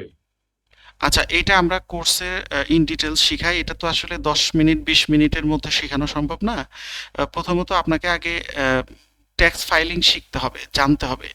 তারপরে আপনি এনরোল এজেন্টের জন্য প্রিপারেশন নেবেন। কারণ আপনার এই কোর্সের মধ্যে যেগুলো শেখানো হবে প্র্যাকটিক্যাল, এবং আপনাকে আর কি বই পড়লে আপনি এনরোল এজেন্টের জন্য প্রিপারেশন নিতে পারবেন সেটা আমরা দেখাই দিব। এরপরে আপনারা ওই বই কিনে পড়তে পারেন, অথবা আদার্স অনেক রিসোর্স আছে সেগুলো পড়ে এক্সাম দিতে পারেন। এবং এক্সামের ইন ডিটেলস, অর্থাৎ কোথায় গিয়ে এক্সাম দিবেন, কত টাকা খরচ হবে, কত পাইলে পাস, হ্যাঁ, কত মার্কের পরীক্ষা হবে, কত ঘন্টার পরীক্ষা হবে, প্রত্যেকটা জিনিস আপনি জানতে পারবেন। ঠিক আছে? আচ্ছা, আমরা যেরকম মানে আইটিবি, এনবিআর থেকে আচ্ছা, আইটিবি আজকের এই কোর্সে সার্টিফিকেট পাই, যদি কারো ওরকম কাছে মনে সার্টিফিকেট হয় যে ফর ইউ গভর্নমেন্টের এরকম কেউ সার্টিফিকেট? থাকলে একটু আপনাদের চ্যাট বক্সে হ্যাঁ, নাম হ্যাঁ, আর হ্যাঁ, নাম্বারটা একটু দিলে ভালো হয়। আইআরএস এর সার্টিফিকেট, আইআরএস এর সার্টিফিকেট, গভর্নমেন্টের আইআরএস এর সার্টিফিকেট। আচ্ছা, আর কোনো কোশ্চেন আমি শুনতে পাচ্ছি না। রুদ্র, তুমি যদি কোনো কিছু বলার থাকে বলো। আমার কাছে কি কোনো কোশ্চেন আছে? থাকলে বলেন, আমি কোশ্চেন। স্যার, একটা কোশ্চেন ছিল, সেটা হচ্ছে যে এই কোর্সের যে 30টা কোর্স, এটা কয়দিন দিতে হবে? আর এটা টোটাল 2.5 মাসের একটা কোর্স, সপ্তাহে 3 দিন ক্লাস, প্রতি রবিবার, বুধবার এবং শনিবার রাত 10টা থেকে 12টা। শুধুমাত্র শনিবারে ক্লাসটা রাত 9টা থেকে 11টা পর্যন্ত হবে। আচ্ছা, কোর্স ফিটা কত? আচ্ছা, আমি একটু বলি, সবাই একটু শুনেন, এতক্ষণ তো অনেক কথাই বললাম। আমাদের কোর্স ফি হচ্ছে রেগুলার ফি 20,000, বাট আমরা সেমিনার উপলক্ষে আমাদের কোর্স ফি হচ্ছে 10,000 টাকা, এবং 10 জানুয়ারি পর্যন্ত এই অফারটা আপনারা পাবেন।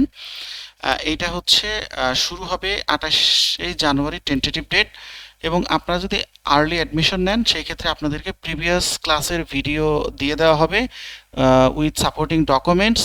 ওইখানে আপনারা দেখতে পারবেন এবং ওই ভিডিও দেখে আপনারা প্র্যাকটিস করতে পারবেন। পরবর্তীতে যখন ক্লাস শুরু হবে তখন আপনার প্রত্যেকটা জিনিস খুবই সহজে আপনি শেখার একটা সুযোগ পাচ্ছেন। সো আমাদের ইউএসএ ট্যাক্স ফাইলিংয়ের পাশাপাশি আমাদের আরও কিছু কোর্স আছে, যেমন আমরা international book keeping with AI, এই কোর্সটাও আমরা নিউলি লঞ্চ করেছি। আপনারা চাইলে এই কোর্সে আপনার অ্যাডমিশন যারা মানে নিতে চান তারা চাইলে নিতে পারেন। এই কোর্সটা শুরু অলরেডি হয়েছে, 8 তারিখে হবে, 8 জানুয়ারি, মানে একদিন পরে।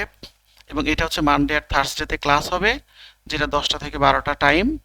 এবং এইটার ফি হচ্ছে আপনার ডিসকাউন্টে আপনারা 10,000 টাকায় অ্যাডমিশন নিতে পারেন।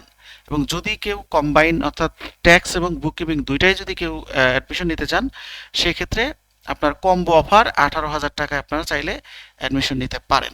এছাড়া আমাদের 1-to-1 ব্যবস্থা রয়েছে, যারা ধরেন টাইমের কারণে হয়তো ক্লাস করতে পারেন না, বা হয়তো গ্রুপে ক্লাস করতে অসুবিধা, 1-to-1 ফ্যাসিলিটি চান, তারা চাইলে 1-to-1ও করতে পারেন। সো আমাদের সাথে যোগাযোগ করবেন, এবং যোগাযোগ করার যেই মাধ্যম সেটা হচ্ছে রিয়াজ ভাই, ওনার নাম্বার হচ্ছে এখানে দেওয়া আছে। ওনাকে যদি কখনো না পান তখন আমার নাম্বারে কল দিতে পারেন। ঠিক আছে, আমি মোটামুটি 24 ঘন্টার মধ্যে হয়তো আমি 18-20 ঘন্টা আমি অ্যাক্টিভ থাকি। ঠিক আছে, সো আপনি চাইলে আমার যদি এই নাম্বারে না পান তাহলে আমাকে কুইক এই নাম্বারে কল দিতে পারেন। ঠিক আছে, সো এরপরে আর কোশ্চেন কার আছে বলেন। তো আমি আরেকবার একটু কোশ্চেন করতে চাচ্ছিলাম, কথা জি, বলতে চাচ্ছিলাম। বলেন বলেন।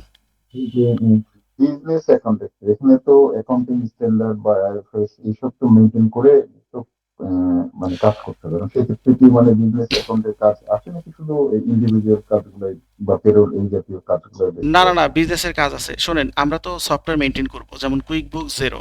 কুইক বুকস আপনার ইন্টারন্যাশনাল গ্যাপকে ফলো করে, অর্থাৎ ইউএস এর গ্যাপকে ফলো করে ওরা ওই সফটওয়্যারের সমস্ত রিপোর্টিং সিস্টেম বা চার্ট অফ অ্যাকাউন্ট বা আদার্স সবকিছু ওইভাবে তারা মানে সেট আপ করেছে। প্লাস হচ্ছে জিরো হচ্ছে আইএস আইএফআরএস অনুযায়ী করেছে তারা, অর্থাৎ আপনার মানে রিপোর্টিং সিস্টেম যেগুলো বা আপনার হচ্ছে চার্ট অফ অ্যাকাউন্ট, এগুলো আপনার আইএস আইএফআরএস কে ফলো করে করেছে। ঠিক আছে, এরপরে আপনি অবশ্যই আপনি যখন মানে কাজ করবেন তখন আহ, যদি আপনার কোনো আইএস আইএফআরএস এর কোনো রুলস অ্যাপ্লাই করার প্রয়োজন আপনি করবেন। ঠিক আছে, আর কোনো ঠিক কোশ্চেন, আছে। আর কোনো কোশ্চেন আছে ভাইয়া? মাহফুজুর রহমান ভাই, আর কোনো কোশ্চেন? না না, থ্যাংক ইউ। ওকে, আচ্ছা, রুদ্র আচ্ছা, আপনাদের যদি কারো তুমি বলো। এই বেস গুলা মানে ইন্টারেস্টেড থাকেন, আপনার নাম আর নাম্বার একটু চ্যাট বক্সে দিয়ে দিলে ভালো হয়। আচ্ছা, আমি আমার বক্তব্য শেষ। আমি কোশ্চেন যদি কেউ করতে চান আমি রেডি আছি, কোশ্চেন করতে পারেন। ইন দ্য মিন টাইম আমাদের হচ্ছে বিজনেস কনসালটেন্ট মিস্টার রিয়াজ, উনি আপনাদের সাথে একটু কথা বলবে। আপনি একটু কথা বলেন। রিয়াজ ভাই, আপনি কথা বলেন। জি, আসসালামু আলাইকুম, সবাই কেমন আছেন?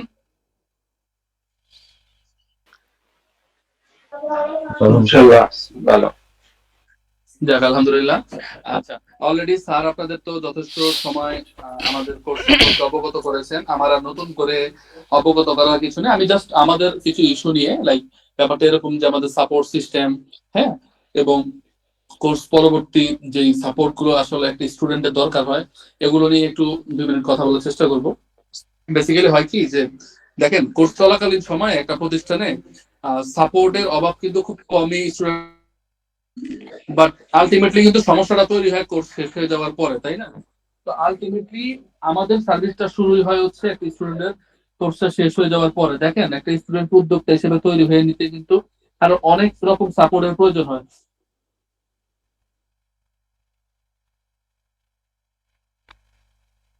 রিয়াজ মিউট হয়ে গেছে। জি না, জি না, জি না, শুনতে পাচ্ছেন আমাকে? জি জি, শোনা যাচ্ছে। হ্যালো, শোনা যাচ্ছে? জি জি, শোনা যাচ্ছে। তো সেই ক্ষেত্রে দেখেন, একটা কোর্স চলাকালীন সময় কিন্তু দেখা যায় যে একটা স্টুডেন্টের নানান রকম প্রবলেমের সম্মুখীন হয়, তার মেন্টর অ্যাভেলেবেল থাকে এবং প্রবলেম গুলো সলভ করে নেয়।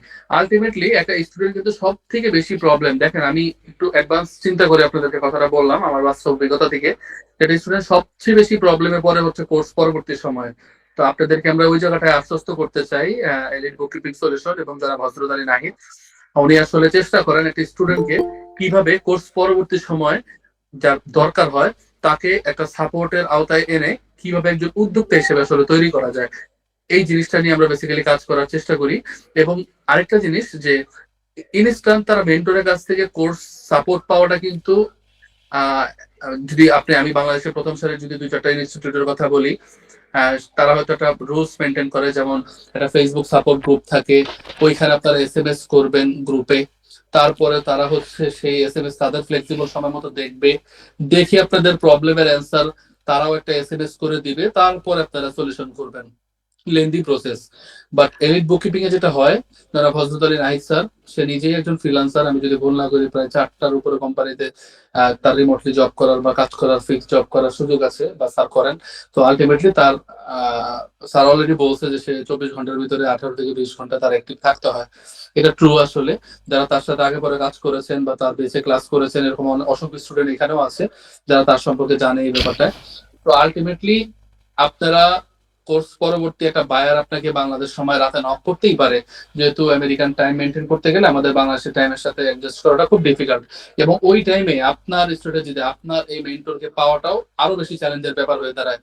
ওই জায়গাটা আমি আশ্বস্ত করতে চাই, একটা বায়ার আপনাকে নক করলে কোন স্ট্র্যাটেজিতে আপনার সাথে মানে মানে ওনার সাথে যোগাযোগ করলে আপনি তার কাছ থেকে কাজটা আদায় করে নিতে পারবেন, এই ব্যাপারে সর্বোচ্চ সহযোগিতা আপনি এলিট বুককিপিং এ জনাব হজরত হাই স্যারের কাছ থেকে পাবেন একজন স্টুডেন্ট হিসেবে। এবং সে এটা চিন্তাও করে না। গত গত মাসে এরকমও হয়েছে যে একজন স্টুডেন্ট, সে তার কোনো বেচের স্টুডেন্ট না, আলটিমেটলি একটা প্রবলেম নিয়ে স্যারকে নক করেছে। স্যার গুগল মিটে প্রায় আধা ঘন্টা তার এই সমস্যা বায়ারকে কিভাবে রেসপন্স করবে, কিভাবে কমিউনিকেশন করে দিয়ে কাজটা নিবে, তার আগ পর্যন্ত স্যার তাকে সাপোর্ট দিয়ে তারপরে দেখতেছে সে তার স্টুডেন্ট না কোনো পেয়েছে। তো আলটিমেটলি জনাব হজরত আলী নাহিস সার্ভিস দেওয়ার ক্ষেত্রে কখনো দেখে না যে ওই স্টুডেন্টটা কি তার আদৌ কোনো বেচের স্টুডেন্ট কিনা। সে আজ স্টুডেন্ট, প্রত্যেকটা স্টুডেন্ট তার কাছে সমান, সে চেষ্টা করে ওই জায়গাটায় মূলত যে উদ্দেশ্য নিয়ে আপনারা এখানে আসছেন সেই উদ্দেশ্যটাকে সফল করতে গিয়ে কোথায় কোথায় আপনারা বাধার সম্মুখীন হইতে পারেন এবং সেই সম্মুখীন বাধা যাতে না পড়েন তার জন্য সে চেষ্টা করেছে যে জায়গায় 2 দিনের বেচ সেই জায়গায় আরো একদিন 2 ঘন্টার একটা সেশন রাখার জন্য, যে প্রতি সপ্তাহের যে সমস্যাগুলো আপনাদের থাকবে প্রতি সপ্তাহের সমস্যাগুলো প্রতি সপ্তাহ শেষ হওয়ার পূর্বে এগুলো যাতে সমাধান হয় তারই প্রেক্ষিতে আমরা এই রাত 9টা থেকে 11টার প্রতি শনিবারের ক্লাসটা রেখেছি, এই প্রবলেম সলভিং ক্লাস, যেটার মাধ্যমে আপনাদের প্রবলেমগুলো সলভ আউট করে নেওয়া হবে এবং আপনারা যাতে এই 2.5 মাস সময়ের ভিতরে এবং এই 32টা ক্লাসের ভিতরে যে উদ্দেশ্য নিয়ে এখানে আসছেন সেই উদ্দেশ্যের দিকে আরো এক ধাপ এগিয়ে যেতে পারেন, ওই প্রচেষ্টার জন্য আমরা আসলে আমাদের এই কোর্স মডিউলটা এইভাবে সাজিয়েছি। সো আপনাদের যদি কোনো রকম কোয়েশ্চেন থাকে একবার একটু করবেন, আমি চেষ্টা করবো এটার একটা অ্যান্সার দেওয়ার জন্য। সাপোর্ট, ক্লাস টাইম এবং আমাদের বেসটা সাধারণত 2.5 মাসের হয়ে থাকে, সপ্তাহে 3 দিন ক্লাস, প্রতি রবিবার, বুধবার এবং শনিবার বাংলাদেশ সময়, রবিবার আর বুধবার 10টা থেকে 12টা এবং প্রতি শনিবার রাত 9টা থেকে 11টা পর্যন্ত আপনাদের ক্লাসটা অনুষ্ঠিত হবে। টোটাল 2.5 মাসে 32টা ক্লাসের মাধ্যমে আপনার US tax filing process with market place, internationally একটা অ্যাকাউন্ট খোলা থেকে শুরু করে আপনার প্রোফাইল ব্র্যান্ডিং, বায়ার কমিউনিকেশন, কাজের জন্য বিড করা, গিগ করা, বায়ার থেকে কাজ নেওয়া, কমপ্লিট করে দেওয়া, আর্নিং করলে সেটা উইথড্র করা, ইভেন কোন ব্যাংকের বইতে উইথড্র করবেন সেইটা পর্যন্ত আপনাকে পার্ট বাই পার্ট এখান থেকে শিখে এক্সপার্ট করে নেওয়া হবে।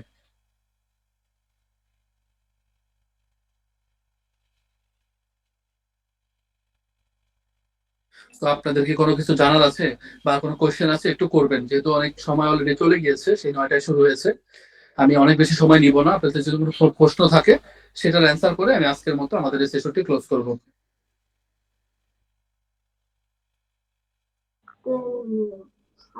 আসসালামু আলাইকুম। ওয়ালাইকুম আসসালাম, বলেন।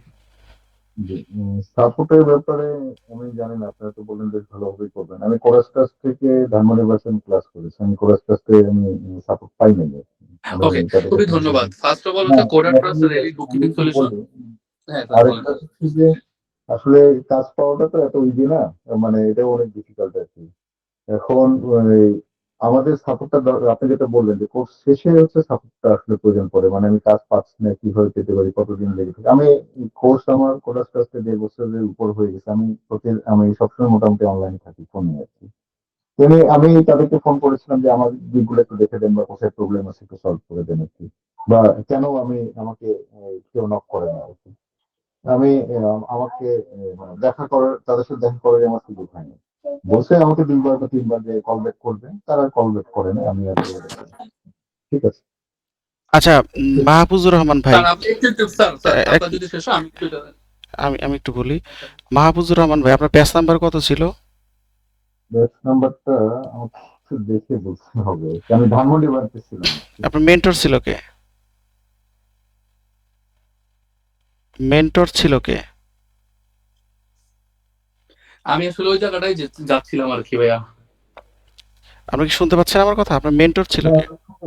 মেন্টর হচ্ছে ওই যে চুল কম ছিল, আমার নামটা আমি ভুলে গেলাম। সোহাগ। আমি ফোন করেছিলাম আপনাদের কাস্টমার কেয়ারে, আমি বলছি যে আমাকে কারোর সাথে একটু কানেক্ট করে দেওয়ার চেষ্টা করেন, তো বলছে যে আমরা করে দিব। আমি 3 দিন মনে ফোন করছি আর কি, পরে আমি আর ফোন করি নাই আর কি।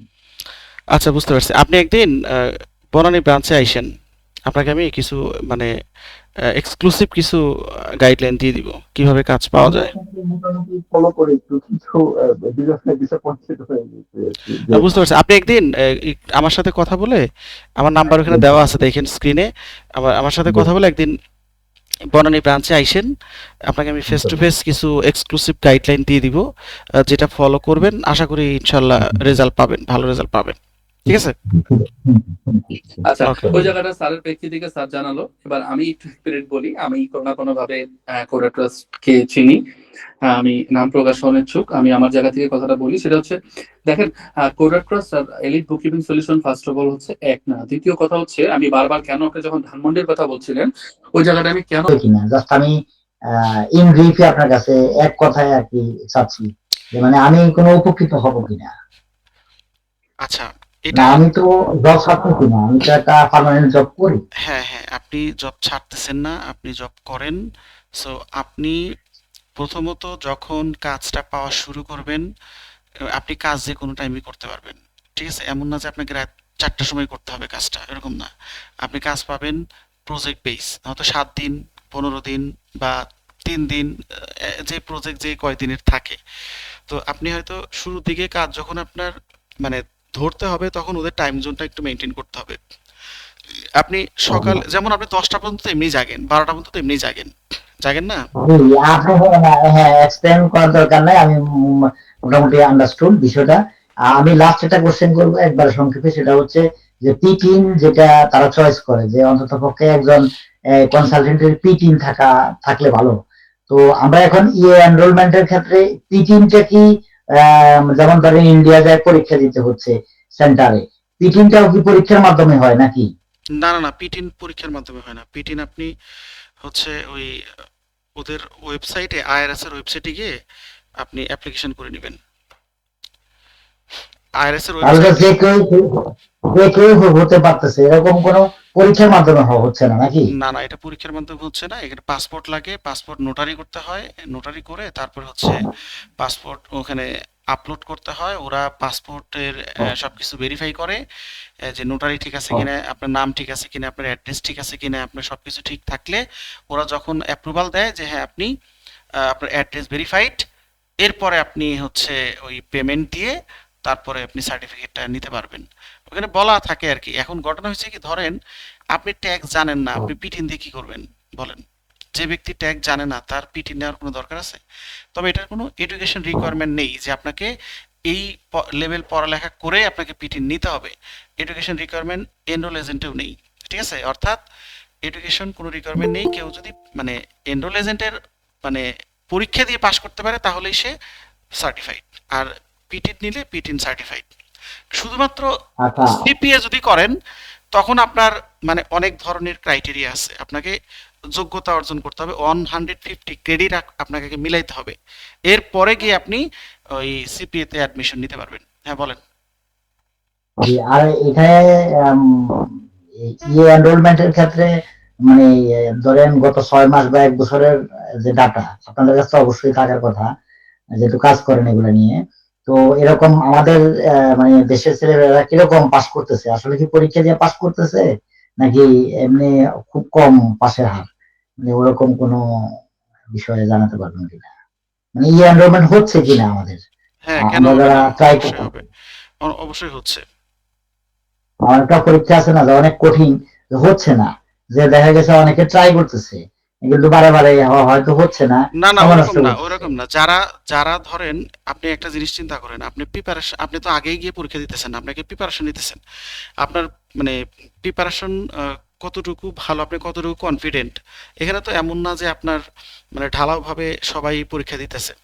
যারা কনফিডেন্ট তারাই পরীক্ষা দেয়, এবং পরীক্ষা যারা দিচ্ছে মোটামুটি ম্যাক্সিমামই পাশ করে, পাশ করার মতো স্টুডেন্টরাই পরীক্ষা দেয়। কথা বুঝছেন কি?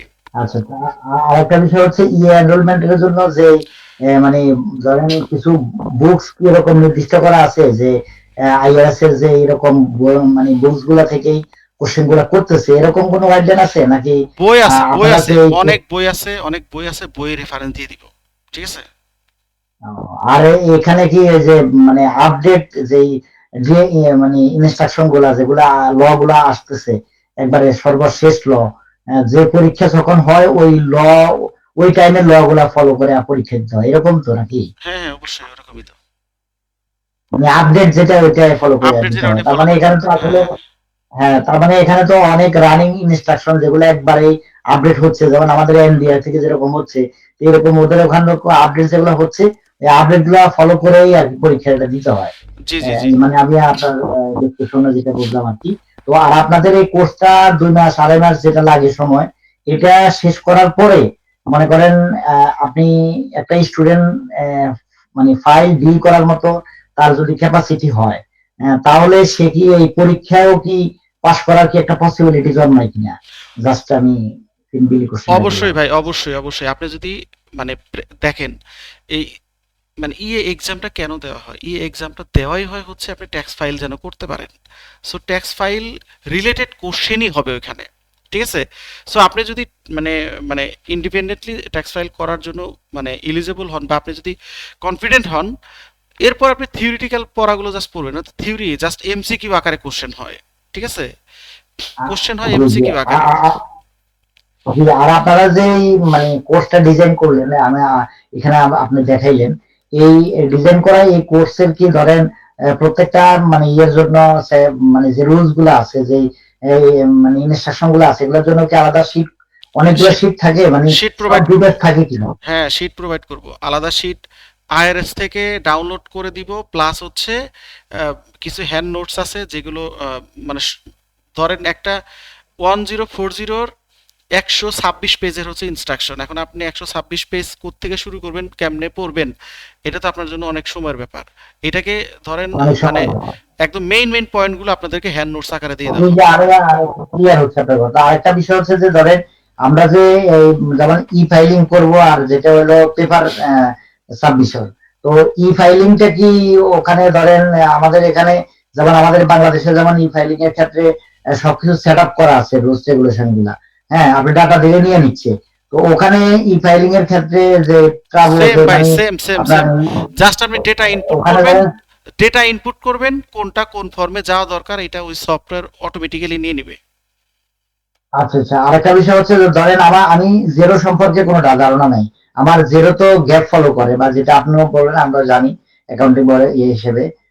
তো এখন আইএফআরএস এবং গ্যাপের যে রুলস রেগুলেশন গুলো, যেমন আপনি জেরো আর যে কি বলে এই কুইক কুইক বুক, বুকস। এগুলাতে মানে আমি ধরেন এই দুটাই জানি না, কিন্তু আমি এই দুটা না জেনেও কি আমি এই যে আপনাদের যে ট্যাক্স ফাইলিং এর যে কোর্সটা, এটা করে কি আমি আসলে রিয়েলি কি কমপ্লিট করতে পারবো কিনা? ধরেন আমার ব্যাকগ্রাউন্ড ট্যাক্স এর অ্যাকাউন্টিং এ, বা আমি আমি এখানকার আমি আমি ট্যাক্স বলি আমি বলি ভাই শোনেন, ট্যাক্স আলাদা একটা সার্ভিস, পেরোল আলাদা সার্ভিস, বুককিপিং আলাদা সার্ভিস। আপনি ট্যাক্স ফাইল করার জন্য আপনার ট্যাক্সের মানে রুলস রেগুলেশনগুলো জানতে হবে। ঠিক আছে? আর অ্যাকাউন্টিং এর profit and loss balance sheet সম্পর্কে আইডিয়া থাকতে হবে। আপনি কুইক বুক জানেন কি জানেন না, জেরো জানেন কি জানেন না, ডাজেন্ট ম্যাটার। কুইক বুকস এর কোনো ট্যাক্সের ইমপ্লিমেন্টেশন এখানে ক্ষেত্রে নাই। জেরোর কোনো ট্যাক্সের ক্ষেত্রে ইমপ্লিমেন্টেশন আমার নাই। জিরো জিরো এবং কুইক বুক না জানলেও হয় নাকি? জি ভাই, আমি আবারও বলি, একদম ক্লিয়ার করে বলি, সবাই একটু মনোযোগ দিয়ে শোনেন। ট্যাক্স হচ্ছে আলাদা একটা সার্ভিস। আপনি অ্যাকাউন্টিং এর profit and loss balance sheet বোঝেন কিনা, দ্বিতীয় হচ্ছে ট্যাক্সের রুলসগুলো পড়ে আপনাকে ট্যাক্স ফাইল করতে হবে। এখানে কুইক বুক জানেন কিনা, জেরো জানেন কিনা, ডাজেন্ট ম্যাটার। এখানে কুইক বুক জেরোর কোনো ব্যবহার নাই। হ্যাঁ, এখন যদি আপনি তো বুক কিপিং না করে তো ট্যাক্স করতে পারবেন না। এখন আপনি যদি শুধু ট্যাক্সের সার্ভিস দেন, তাহলে ক্লায়েন্ট আপনাকে ট্যাক্সের জন্য হায়ার করবে। ঠিক আছে? এখন ধরেন আপনাকে শুরুতে, আমি আবার বলি, শুরুতে ট্যাক্সের জন্য হায়ার করেছে। এখন পরে যদি আপনি ক্লায়েন্টকে বলেন আমি তো বুক কিপিংও পারি, তখন কিন্তু সে বুক কিপিং এর কাজটা আপনাকে দিবে। তাহলে বুক কিপিং এবং ট্যাক্স দুইটা সার্ভিসই আপনি দিতে পারতেছেন। তার মানে আপনি দুইটা সার্ভিসের জন্য আলাদা আলাদা টাকা নিতে পারবেন। That is the point. I think you can understand. জি, yes, yes। আর এখানে আসলে সবাই যেটা নিয়ে কনসার্ন আমি দেখলাম, বা এর আগে পরও আমি আলোচনা করছি অনেকের সাথে, সেটা হচ্ছে সবারই একটা কোশ্চেন, কমন কোশ্চেন যেটা, যে আমি ট্যাক্স ফাইলিং এর উপরে কোর্স করলাম, জানলাম, বুঝলাম, এভরিথিং ইজ ওকে, বাট এরপরে আমি যে ধরেন মার্কেট প্লেসে যাই, আমি আসলে ক্লায়েন্ট পাবো কিনা, বা ক্লায়েন্ট ডিল করতে পারবো কিনা, বা ক্লায়েন্ট আসলে আমাকে নক করবে কিনা, এই বিষয়গুলো কি মানে এই বিষয়গুলোর উপরে যে ম্যানেজমেন্টটা মার্কেট প্লেসে, একটা ক্লায়েন্ট ধরার জন্য যে বিষয়গুলা, এগুলা আপনারা কোর্স পরবর্তী সময়ে মানে আপনার কথা অনুযায়ী আমি যেটা বুঝলাম আপনারা সাপোর্ট দিয়ে থাকেন। এর জন্য ধরেন স্পেশালি আর কোনো স্পেশাল কোর্স আছে এটার পরে, যে ধরেন শুধুমাত্র মার্কেট প্লেসে ক্লায়েন্ট হ্যান্ডেলের জন্য স্পেশাল কোনো, যেটা সবাই একই কথা, যে আমি কোর্স করলাম সবকিছু করলাম সব ঠিক আছে কিন্তু আমি ক্লায়েন্ট পাচ্ছি না, অনেকেই বলতেছে আমি ক্লায়েন্ট পাচ্ছি না, কিন্তু আমি পারি বুঝি ক্লায়েন্ট কিন্তু ক্লায়েন্ট পাচ্ছি না। যেমন আমি বাংলাদেশে আমি আমার বাংলাদেশের কথাই বলি, যেমন অনেকে আছে যে তার 500 ক্লায়েন্ট আছে ট্যাক্সের, আর কারো কারো 10টাও খুঁজে পাচ্ছে না। তো এখন আচ্ছা, দেখা আমি যাচ্ছে যে আমি বলি কিন্তু আমি ইসমাইল ভাই, পাচ্ছি না। ইসমাইল ভাই শোনেন, আপনি যেটা বললেন এটা আমি আপনার সাথে একমত না। ঠিক আছে, আমি 30,000 স্টুডেন্ট পড়াইছি আমি আমার এই লাইফে, এই ফ্রিল্যান্সিং ইন্ডাস্ট্রিতে। ঠিক আছে, 5 থেকে 7,000 স্টুডেন্টকে আমি সাকসেস করছি। আমি জানি স্টুডেন্ট যিনি বলে যে আমি অনেক জানি, আমি সব জানি, আমি কাজ পাচ্ছি না, একদমই ভুল। আপনি কোয়ালিফাইড হয়ে আসেন আমার কাছে, আপনি কাজ কেন পাচ্ছেন না সেটা আমি দেখব। ঠিক আছে, এখন তো আপনি মনে করেন আপনি যদি কাজ করার সুযোগই না পান তাহলে আপনি তো বুঝাবেন কিভাবে আপনি যখন ভাই একটা কেন ক্লায়েন্ট সুযোগ পাচ্ছেন না। পাবেন না, কেন সুযোগ পাবেন? আপনি যদি শোনেন, বায়ার এমনও ক্লায়েন্ট আছে, মানে এমনও স্টুডেন্ট আছে যে নক দিলে সে বায়ারের সাথে কথা বলতে পারে না, সে বায়ারের সাথে, বায়ার প্রশ্ন করছে সে উত্তর দিতে পারে না, বায়ারের সে রিকোয়ারমেন্ট বোঝে না। তাহলে আপনি কাজ পারলে তো হবে না, আপনি প্রথমত কাজ জানতে হবে, দ্বিতীয়ত ক্লায়েন্ট কি বলছে সেটা বুঝতে হবে, ক্লায়েন্টকে সেটা বুঝাইতে হবে। ঠিক আছে, কমিউনিকেশনের যে ব্যাপারটা সেটা আসলে অনেক ইম্পর্টেন্ট। এখন যদি আপনি ক্লায়েন্টের রিকোয়ারমেন্ট না বোঝেন, ক্লায়েন্টকে যদি বুঝাইতে না পারেন, তো এটাও তো একটা স্কিলের মধ্যেই পড়ে। তো এইটা যদি আপনার না থাকে তাহলে তো আপনি স্কিলড না। ঠিক আছে না? এটা অনেক ইম্পর্টেন্ট স্কিল এই ক্লায়েন্ট হ্যাঁ, ধরার ক্ষেত্রে ওয়াটার। ঠিক আছে। ঠিক আছে, আচ্ছা, অসংখ্য ধন্যবাদ আমাকে অনেক সময় দেওয়ার জন্য। আসলে আমি মনে হয় বিরক্ত যদি করি আমি স্যার সরি। একটু ইন্টারাপ্ট করলাম। স্যার যদিও সব বলে দিয়েছে, একেবারে লাস্ট যে আপনার কোশ্চেনটা ছিল ওইটার অ্যান্সারটা একটু বাকি ছিল, যে আপনি বলেছিলেন যে সাপোর্টের ক্ষেত্রে যে সমস্যাটা অন্যান্য মানে কেউ কোডার টাস্কের কথা বললো বা আদার্স